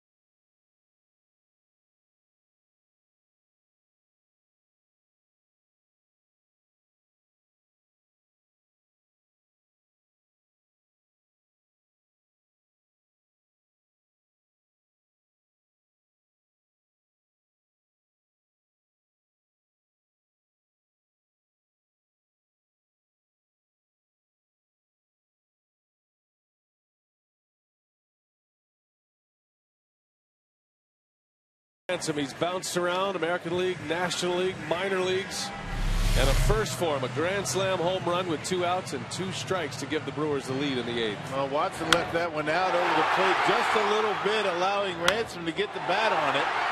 The 2 that he fouled off were middle in. Watch where this one is. Out away from him, and he's able to center on it. Sweet spot, 4 runs from Milwaukee with 2 outs. And look where this one lands. Just a bomb from Cody Ransom. He was blinking his eyes. He looked like he was having trouble seeing. He has an injured finger. He's talking to himself. He let 2 fastballs go by. He fouled off. He was frustrated. He didn't.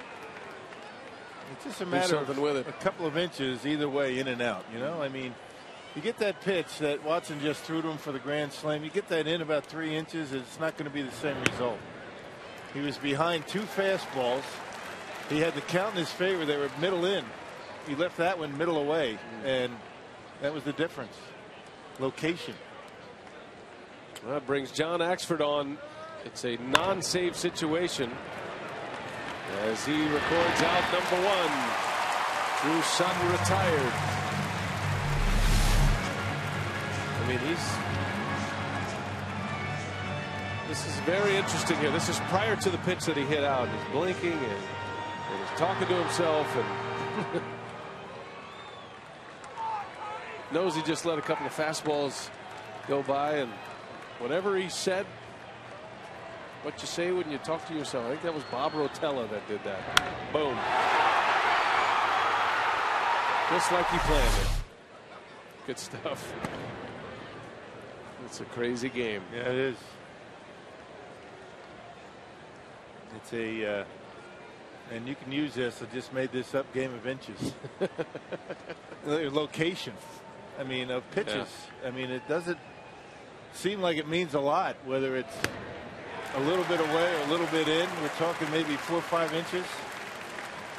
Difference between an out and a home run.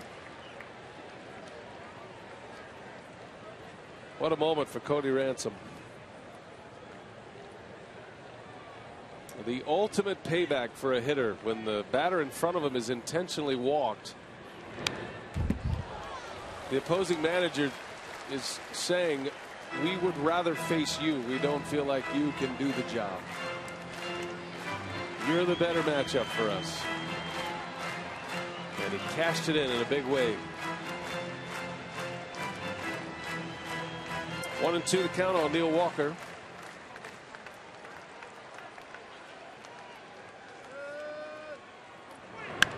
Walker into left field. Braun eases back. And there is out number 2. I don't know if you saw John Axford. You're a big Twitter guy, Rock, and I know you follow it. But John Axford had one of the greatest tweets I have ever seen. He had his wisdom teeth out during the All-Star break, and he took a picture of his swollen mouth and his actual teeth. Wow. And tweeted that to the world. And you saw that? Yes, I did. That was very impressive. Said he lost a fight with an oral surgeon. 2 outs with McCutchen at the plate. Most guys want to take their All-Star break and relax. For a guy that doesn't do Twitter, you know a lot about it. You know that? I'm on it. I just don't tweet. Okay. I don't tweet. Oh, yeah. You're on the social media. Yeah.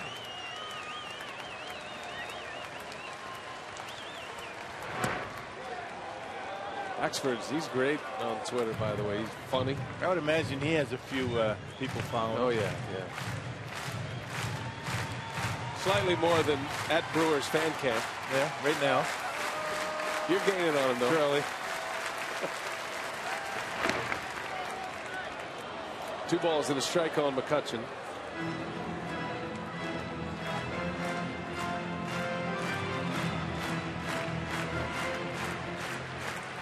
McCutchen with 2 hits tonight, 2 for 3 with a walk. And a swing and a miss on a 96-mile-an-hour heater. Crowd of over 35,000 tonight on a Friday at Miller Park. Grand slam home run by Cody Ransom as the Brewers up 4 with 2 outs in the ninth. Axford trying to make it quick work. It's 3-2.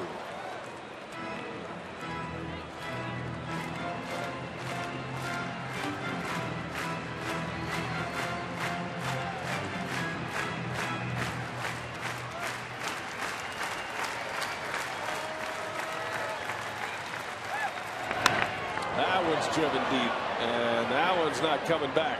Andrew McCutchen. number 19 of the year.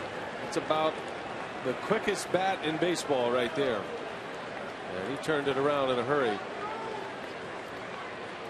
Well, getting that down by 4 runs.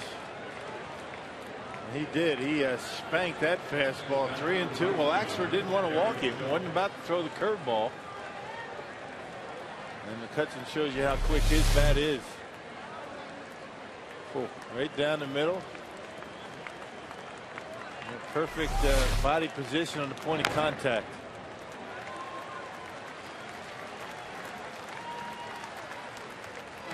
Well, it's a thrill watching guys like Ryan Braun and Andrew McCutchen go at it. Two of the premier players in the game. Both have had big games. McCutchen with a 3-hit night. Braun with 4 hits, including 2 homers. On base all 5 times tonight, Ryan Braun. With a game-tying homer in the 6th. An infield hit that started a rally in the 8th.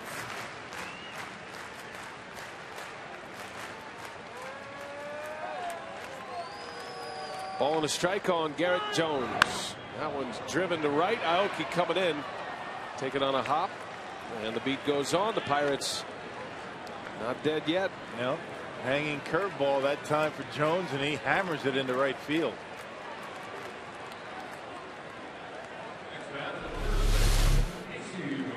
Tried to get the curveball, left it up and down the middle, and Garrett Jones hit it very hard into right field.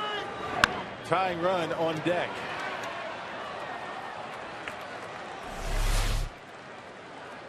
Garrett Jones with his first hit. And here is Casey McGee. Casey's 0 for 4 tonight. He's struck out 3 times.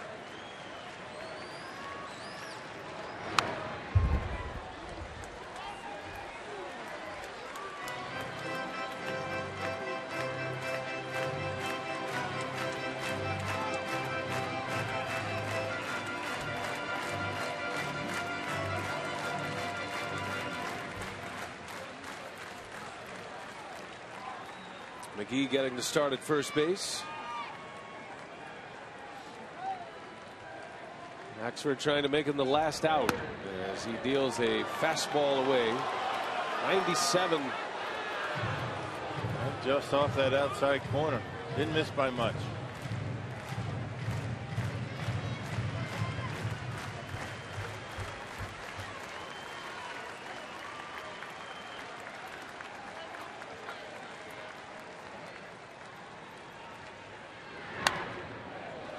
McGee chased one, and now it's 1-2.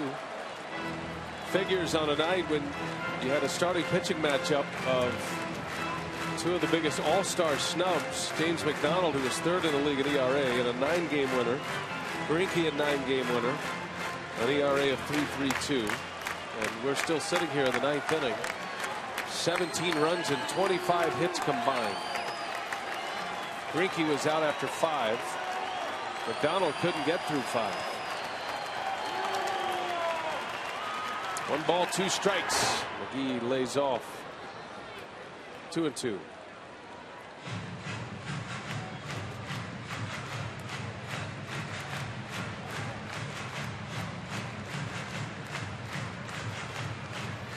Tomorrow the Brewers will send up Marco Estrada against Kevin Correa.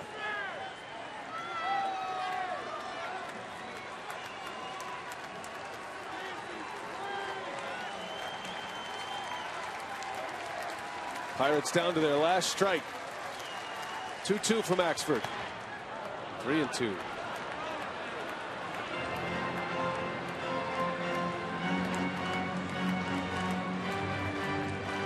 Well, you got a guy on deck that's already hit a home run tonight.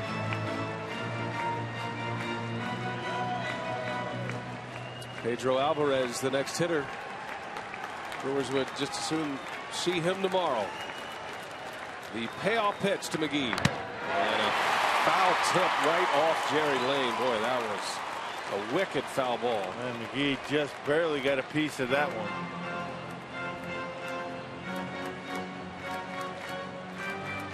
Been a long night for the umpire, and this is what he gets for his trouble. Bingo. Ooh, right off the arm. Yeah. Listen in.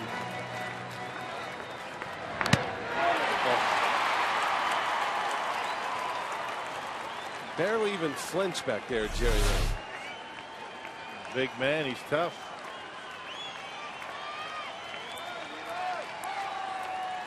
So we'll wind it up again. 3 balls, 2 strikes. Jones will take off with the pitch. And McGee fouls it away. I think McGee pretty much made up his mind he was going to swing right there. Pitch was over his head.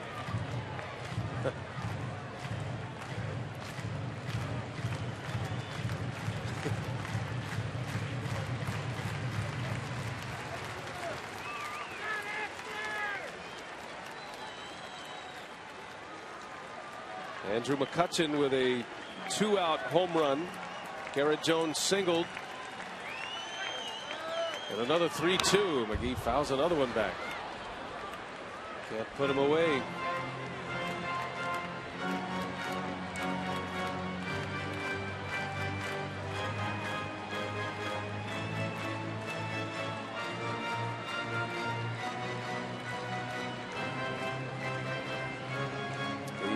Tying run on deck in Pedro Alvarez. A grand slam by Cody Ransom in the bottom of the 8th inning, giving the Brewers the lead. Axford trying to finish it off. 3-2 pitch. Strike call. Ball game over. Axford rings up Casey McGee to end it. 10-7 the final score. On a career first for Cody Ransom, a grand slam homer. And the Brewers within 7 of the division-leading Pittsburgh Pirates. 10 runs on 15 hits tonight for Milwaukee. K-Rod's the winner. And the star, Cody Ransom, 4-hit games from Maldonado and Ryan Braun. Much more coming up. Craig Kashawn, what do you have for Brewers Live? I'll tell you what, you guys, so much for that big pitching matchup we build during Brewers Live pregame. A 10-7 ball game here. The Brewers will take a very important win to start out this big 9-game stretch. We'll tell you why. Preview game 2. We'll get inside the clubhouse as well and hear from the players and Ron Renicky. All next on Brewers Live.